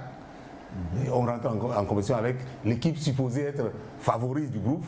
Bon, avec ça l'avantage que si on réussit quand même un coup à Dakar, c'est sûr qu'on prendra la tête dans cette poule. Bon, donc il faut bien gérer peut-être le match à Dakar pour pouvoir espérer une bonne continuation. Oui, parce que la question de confiance aussi, ça vient en juin. Hein. Si on fait un résultat à Dakar, c'est sûr, même là, dont on parle là, les joueurs, ça dit, en fait, notre équipe, ce n'est pas forcément aussi la qualité intrinsèque des joueurs, mais c'est la confiance et la succession des résultats. Confiance, quoi. Mettre les joueurs confiants et la succession des résultats, et puis bon, ça prendra. Oui, j'ai juste un petit truc à ajouter. Je ne sais pas trop comment sera constitué le staff technique de Paulo Duarte, mais mon souhait, c'est que les Togolais fassent partie de ce staff technique-là, pour que nos compatriotes puissent aller apprendre quelque chose auprès de l'expatrié. Le Togo va payer beaucoup d'argent pour l'entraîneur, mais quand l'entraîneur partira, il ne faudrait pas qu'on manque de quelqu'un qui ait profité un peu de ce qu'il est venu enseigner. Donc, on ne va pas quand même mettre tous les locaux hors, et non, je ne le souhaite pas. Je ne sais pas, comme je dis, je ne sais pas trop, mais mon souhait, c'est que les entraîneurs locaux fassent partie, soient associés au travail qu'il fait, afin d'apprendre chez lui et de réussir aussi leur niveau d'entraîneur. Bon, on espère que nous n'avons pas prêché dans le désert et que le coach prendra en considération ce qui a été dit ici. Bon, quand bien même nous ne sommes pas les décideurs. Hein. Alors, nous sommes certes en vacances scolaires, mais d'ores et déjà, on se prépare du côté de Liberty Academy d'Agbodrafo pour une rentrée sereine, comme le prouve ce sujet que je vous propose. Vous recherchez un cadre idéal pour réaliser le rêve de footballeur de votre enfant? Eh bien, c'est tout trouvé. Liberty Sport Academy Delta vous ouvre ses portes. Liberty Sport Academy Delta Foot, centre de formation, sport-études, c'est aussi un concept pour détecter, former, transmettre, suivre, accompagner, valoriser les jeunes talents de football. Des infrastructures modernes, un centre bien équipé, une pelouse d'entraînement, des salles de classe classiques et informatiques, des moyens de déplacement et des compétitions tous les week-ends. Venez vous faire former avec des coachs et des professeurs de qualité. Chers parents, inscrivez vos enfants au centre de formation Liberty Sport Academy en contactant les numéros suivants: 70 48 08 29 ou le 90 00 03 96. À Liberty Sport Academy Sport Delta Foot, nous détectons et formons les talents de demain. Alors, Stéphane, la rentrée se prépare du côté d'Agbodrafo. Je pense que c'est bien de démarrer tôt, de se préparer tôt pour accueillir les nouveaux élèves, les nouveaux qui vont venir donc au sein de l'académie. L'académie Delta est devenue depuis un moment l'académie Liberty Sport d'Agbodrafo n'est plus à présenter. C'est une académie, d'ailleurs la première de notre pays, mais qui associe sport et études. Et donc, vous avez vu dans l'image les dortoirs, vous avez vu les terrains, vous avez vu beaucoup de choses. Donc, c'est pour dire quand même que M. Tchanilé est en train de faire du bon travail. Moi, je prends seulement pour exemple, en 2013, lorsqu'on suivait la CAN à laquelle le Togo a été pour la première fois dans les quarts de finale, je pouvais dénombrer sur le terrain jusqu'à 9 joueurs venus formés au centre Liberty Academy. Donc ça veut dire que ce n'est pas rien. Ça veut dire qu'il y a du travail qui se fait. Donc académiquement, nous apprenons quand même que les scores sont bons, les résultats sont bons à la fin de l'année. Et puis au niveau donc du sport également, comme je viens de le dire, il y a de belles recrues qui sortent, qui vont donc monnayer leur talent à l'extérieur. Je pense que c'est ce que nous voulons. Donc si votre enfant veut faire football et études, je pense quand même que le choix de Liberty Academy n'est pas un mauvais choix. Oui, Laurent, c'est pas un mauvais choix, comme l'a dit Stéphane, puisque c'est un centre de référence dans notre pays. Les infrastructures, les aires de jeu, et puis le staff technique aussi qui est assez expérimenté. Et je crois que c'est l'une des centres, comme je l'ai dit, pour ne pas me répéter, de référence au Togo, et qu'un pensionnaire au centre est sûr quand même de rebondir ailleurs. Et puis nous avons aussi appris qu'ils ont des partenaires à l'étranger qui viendront d'ici peu. Hein. Voilà, qui viendront d'ici peu, regarder les enfants et puis détecter les meilleurs. Régulièrement, ces enfants quand même sortent, vont à l'extérieur. Ils participent aussi au tournoi de la sous-région, des académies à Accra et tout. J'en ai suivi. Moi-même, j'ai accompagné, j'ai accompagné le Liberty Sport Academy d'Agbo-de-la-Fort dans un tournoi à Accra où il y avait plein de recruteurs étrangers, des Blancs, qui étaient venus suivre ce tournoi-là. Ce jour-là, j'avais vu même Claude Leroy. C'était ma première fois de voir Claude Leroy de visu dans ce centre-là. Et je crois quand même que... Tu as pris une photo avec lui à l'époque? Non. On s'est juste salué. Je ne savais même pas qu'il va revenir, qu'il viendra au Togo et est venu suivre le tournoi des académies Made in Togo. Voilà, donc c'est ça. C'est pour dire quand même que le centre a des atouts et les enfants qui feront un tour là-bas ne seront forcément pas déçus. Les parents aussi? Oui, pourquoi pas. Ils ne seront pas déçus de leur investissement? Bien sûr, on investit pour pouvoir gagner plus tard, c'est ça. Alors, donc nous nous acheminons pratiquement vers la fin de cette émission. Qui a été très riche. Stéphane, on a parlé un peu de tout. Bien sûr. Nous avons reçu nos médailles de bronze. On a nos médailles de bronze en football. Oui, bien sûr, en football. Du côté de l'UFOAB. Oui. Mais aussi, les gens vont passer au JO. Il faut aussi dire que les amis de JO, la grande majorité est déjà arrivée à Lomé. Ils sont presque tous revenus, sauf les amis paralympiques. Et nous allons profiter, saisir l'occasion pour continuer par prier pour ces paralympiques-là. Si ceux-là qui sont en bonne forme ne nous ont pas apporté de médaille, n'oublions pas que les amis paralympiques peuvent nous apporter la médaille en question. Donc on va continuer par les soutenir jusqu'à ce qu'ils ne reviennent au pays avec ce qu'il nous faut. Alors, dans ce temps, un dernier tour de table, Laurent? Oui, satisfait, puisque, comme on l'a dit, on va prier pour le reste de la délégation à Tokyo, les Paralympiques, pour qu'ils nous ramènent quelques médailles. Et puis pour la suite, on sera là, puisqu'on a parlé du démarrage du championnat féminin. On sera là aussi. C'est mardi. C'est déjà mardi, on serait là encore pour en parler. Et tout ce qui est foot, si c'est des tournois de vacances ou si c'est des activités qui occupent pas seulement dans le football, puisqu'on fait aussi du multisport, tout ce qui se passera au cours de ces vacances. La division des sports, puisque vous êtes là, permettez par ma voix de garantir à notre public qu'on serait toujours présent pour leur apporter les bonnes informations. Nous, on est toujours fidèles au poste, comme le disent mes amis militaires. Oui, c'est le lieu de... Bon, peut-être qu'on aura l'occasion de revenir sur le feuilleton Messi, puisque actuellement c'est pas... Oui. Bon, Messi qui quitte le FC Barcelone, c'est un événement. C'est un événement puisque le gars a passé presque toute sa vie avec ce club-là. C'est comment 20 ans. Oui, et aujourd'hui il est en train de partir, c'est un événement, ça fait un peu du bruit. Les supporters, en tout cas beaucoup étaient supporters catalans et à cause de Messi. Alors maintenant ils vont se rabattre sur le PSG. Je ne sais pas, ou comment ils vont faire, on attend de voir. Donc je voudrais remercier Madame la ministre des Sports qui, depuis sa nomination, a fait déjà beaucoup pour notre sport. Continue par le faire. Maintenant, oui, justement, il faut continuer par le faire. Là où nous n'avons pas eu de résultats, il faut réfléchir pour voir qu'est-ce qu'il faut faire pour pouvoir avoir des résultats. Et là où nous avons eu déjà des résultats, il faut encore continuer davantage et en avoir plus. Le championnat féminin démarre. Nous avons réussi le championnat masculin, D1, D2. Maintenant, il ne faudrait pas qu'on lève la main sur le championnat féminin. Il faudrait qu'on soit regardant au niveau de l'encadrement, au niveau des mesures barrières, tout ce qu'on a pu faire, toute la rigueur qui a caractérisé le championnat D1, D2. On doit faire la même chose au niveau du championnat féminin pour que la maladie ne se propage pas dans le football féminin. Maintenant, gérer les filles, c'est beaucoup plus compliqué que gérer les garçons. Donc, on doit même encore être beaucoup plus regardant pour que tout se déroule bien. Donc, merci à Madame la Ministre. Merci aussi au président de la Fédération, le colonel Guy Bezodé-Akbovi, qui fait quand même du très bon travail. Je pense quand même qu'avec lui, il y a quand même cette paix-là dans le sport aujourd'hui que nous connaissons. On n'a plus de ces soubresauts à gauche et à droite. Même si tout n'est pas parfait, quand même, on est satisfait. Sauf qu'il reste des cas à éclaircir. Oui, ça, ce sont les commissions. Ce sont les commissions. Ils vont rendre public la décision. Voilà. Okay.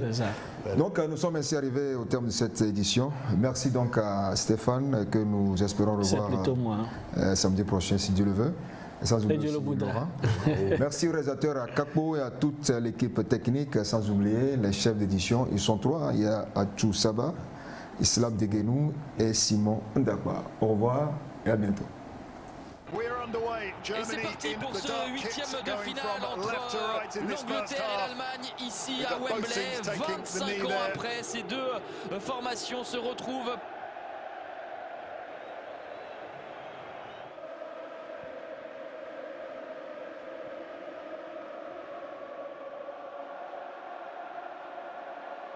La percussion de Leon Goretzka, la récupération pour écarter jusqu'à son partenaire du Bayern, Joshua Kimmich. Le centre de Kimmich et pas de prise de risque pour Kyle Walker qui envoie ce ballon en corner. Ouais, super intéressant le ballon de Goretzka et puis le contrôle de Kimmich, très intéressant dans ce rôle-là. Même si au Bayern il joue un peu dans le terrain, sur le côté il est capable de délivrer des centres qui mettent en difficulté la défense anglaise. Decent start though from Die Mannschaft.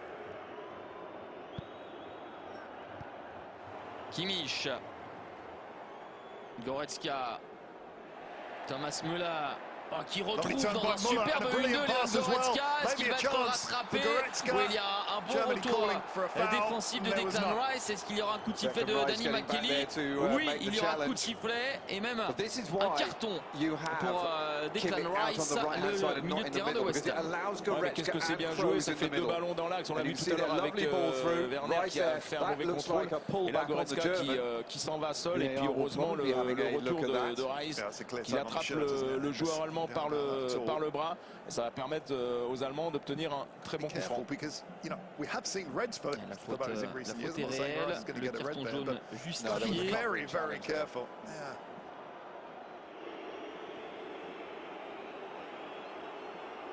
La combinaison et la frappe pied gauche de Kai Havertz qui est renvoyé par le mur. Nouvelle opportunité et le centre de Matthias Ginter. Ce sera une remise en touche. Mais le système allemand avec les 3 attaquants est bien huilé. On voit Müller qui fait les efforts sur le côté. Après beaucoup plus de mouvements des joueurs anglais. Bukayo Saka, long ligne, tente le grand point devant Antonio Rudiger. Et le dégagement de Robin Gosens. Est-ce qu'on va revenir sur une faute sur le jeune ailier de 19 ans? Il avait fait la différence. Il s'était débarrassé par sa vivacité de Toni Kroos.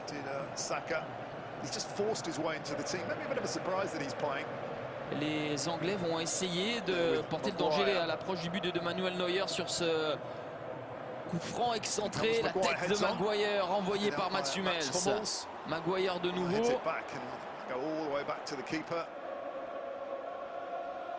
La remise en touche de Kieran Trippier avec Bukayo Saka. Après avoir subi une bonne dizaine de minutes, les Anglais remettent le pied sur le ballon. Ils n'ont pas d'occasion pour l'instant, moins ça évite de courir après. La frappe de Raheem Sterling. Et il avait vu le départ du ballon. Manuel Neuer, il n'a plus s'employer devant l'unique buteur pour l'instant des Three Lions. Ouais, exceptionnel, la frappe, il est bien rentré, la frappe de l'intérieur du pied qui a contourné tous les défenseurs. Et puis Neuer qui fait un super barrage. Et ça permet aussi aux Anglais d'obtenir un corner, mais elle était magnifique et bien cadrée. I don't think there's been a tournament that Jogi Löw hasn't gone into where he's been under pressure, and yet you would say it's probably a little unfair because they've reached the semi-finals or better at 5 of the 6 tournaments he's been in charge of. So it's still a really good record. Il avait fait la différence devant Matthias Ginter. Et ça a été vu par Monsieur McKelly. Sterling qui met un bon ballon et Shaw qui a voulu prendre à la profondeur. Il s'était bien protégé, mais Ginter a empêché le joueur anglais de prendre la profondeur. Trippier s'est tiré dans une bonne zone avec l'intervention de la défense allemande et Manuel Neuer qui n'a pas pu sauver le corner. Ouais, c'est bien tiré, rentrant au premier poteau avec Kimmich qui saute pour empêcher. Je pense que c'est Sterling qui est derrière de toucher ce ballon. That's the sort of header you really want landing on the centre-back's head or on Harry Kane's, rather than aiming for Raheem Sterling. No Jack Grealish to take set pieces today. He is on the bench. De nouveau. See if this fullback can produce something. Avec l'intervention de Mats Hummels. Elder statesman of the German team, lost a bit of pace. Phillips, Positioning is good. Positioning is good. Franklin now. Qui a levé la He comes tête across. avec Maguire. Well, he was in a good position. Qui avait pris le meilleur, mais la direction n'était pas bonne pour le défenseur de Man United. Maguire qui est bien monté avec ce super ballon dans la profondeur de Phillips. Regardez, pas de position de hors-jeu. Le contrôle, il est parfait. Le centre aussi. Maguire qui doit attaquer plus son ballon, peut-être reculer et sauter en avançant. Maguire, who's come back from injury, missed the start of the tournament because he was injured. He had a good game against the Czech Republic. Wembley will host the semis and the final. Muller. Müller avec Kai Havertz, une accélération de la Nationalmannschaft. Le voici Joshua Kimmich avec ce ballon que convoitait Robin Gosens. Il a été gêné dans son impulsion et ne peut venir claquer cette tête. Mais on a la matérialisation de cette qualité de centre de Joshua Kimmich. Oui, mais même que ce soit du pied droit ou du pied gauche, là il ne peut pas centrer du pied droit. Le contrôle il est bon, regardez en 3 touches, il est capable de vous mettre un ballon dangereux pour la défense. Gosens est un peu en retard, mais ça pose toujours des problèmes à la défense adverse. Mouvement préférentiel, notamment face au Portugal, en attirant côté droit pour renverser jusqu'à Robin Gosens, qui avait d'ailleurs été buteur face à la Seleção. Havertz avec Timo Werner, l'intervention décisive de Jordan Pickford. C'est la véritable grosse occasion pour la Nationalmannschaft avec les deux joueurs de Chelsea, Kai Havertz, Timo Werner. Havertz qui met un superbe ballon en une touche, il est capable de frapper. Et le gardien anglais fait un super arrêt en sortant au bon moment. Les deux pas nécessaires de Jordan Pickford pour venir réduire l'angle au maximum. Rice pour Maguire. Harry Kane. Il avait réussi à faire la différence et à contourner Leon Goretzka. La faute sur Prince Harry. On voit ici se retourner correctement. Ça fait 2-3 fois qu'il vient chercher les ballons un peu plus bas et ça lui permet de les toucher et surtout de percuter, de mettre en difficulté la défense allemande. Sous les yeux de David Beckham et de Ed Sheeran. Trippier par-dessus avec l'intervention de Mats Hummels. Hummels qui était très attentif par rapport à ce petit ballon piqué dans la profondeur. Regardez, il passe bien devant et coupe la trajectoire.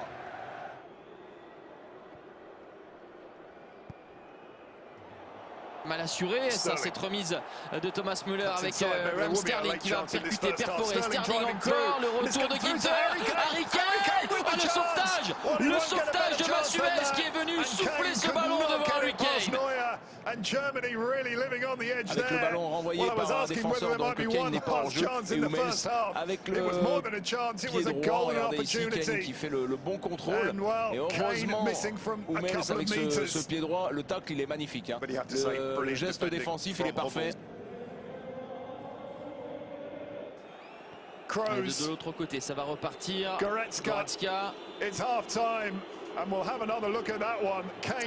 coup de sifflet de monsieur McKinley pour envoyer les 22 acteurs au vestiaire. 0-0 entre ces deux équipes. La dernière occasion de se faire perdre, elle est pour les Anglais.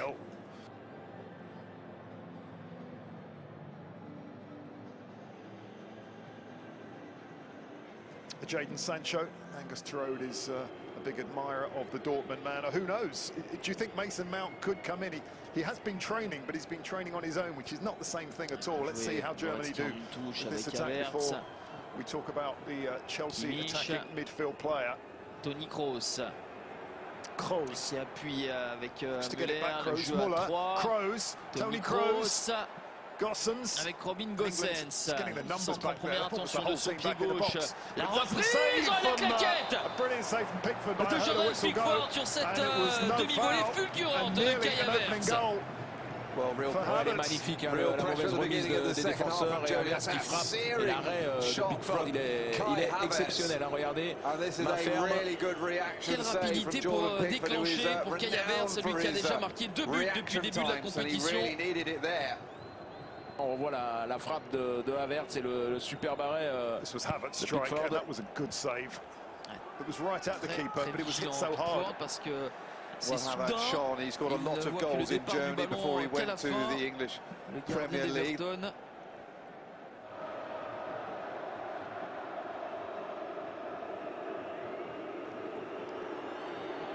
Goretzka, Kroos, simple but effective. Kimmich. 4 black shirts in the box. De centre pour Kimmich. Nearly comes over to that man. Gosens again. Gosens with the second crack at the whip, but Saka just hacking it away anywhere. Kimmich qui avait mis un bon ballon dans la surface de réparation. Sortir peut-être des stéréotypes, mettre de la folie, peut-être ici avec Raheem Sterling. Sterling à l'intérieur, et le bon retour de Müller et Antonio Rudiger pour alerter Kai Havertz, la vitesse de Kai Havertz, l'extérieur jusqu'à Timo Werner. Le crochet devant John Stones, il est resté le plus longtemps possible sur ses appuis pour intervenir le défenseur de Man City. Ouais, Stones qui est bien resté debout, qui s'est pas laissé amener par Werner, mais regardez, le ballon est très bon. On a l'impression qu'il est un peu lourd sur ses appuis. Werner, il aurait dû enchaîner beaucoup plus vite pour surprendre les défenseurs anglais. Un manque de tonicité, de contrôle effectivement sur le crochet. Dans l'élimination. Timo Werner qui se sera procuré la plus grosse occasion des Allemands dans cette partie en première période. Le jeune anglais de 19 ans d'origine nigériane qui est applaudi par le public de Wembley. Il se sera démené, dépensé. Et ses partenaires Kane et Sterling, n'étaient pas là. Rice looks to open things up. Dans ce genre de situation, lorsque tous les partenaires sont en position haute et offensive. Sterling avec Harry Kane, décalage avec Grealish, une passe supplémentaire. L'ouverture du score pour l'Angleterre avec l'inévitable Raheem Sterling. 3 buts pour les Anglais depuis le début de l'Euro. To a goalless draw. Sterling does it again. It's his third of the competition. Sincèrement, par rapport à ce qui s'est passé, le jeu vers l'avant, vous trouvez 2-3 situations avec un centre sur le côté, et puis des joueurs qui plongent devant le but, des joueurs qui ont envie de marquer.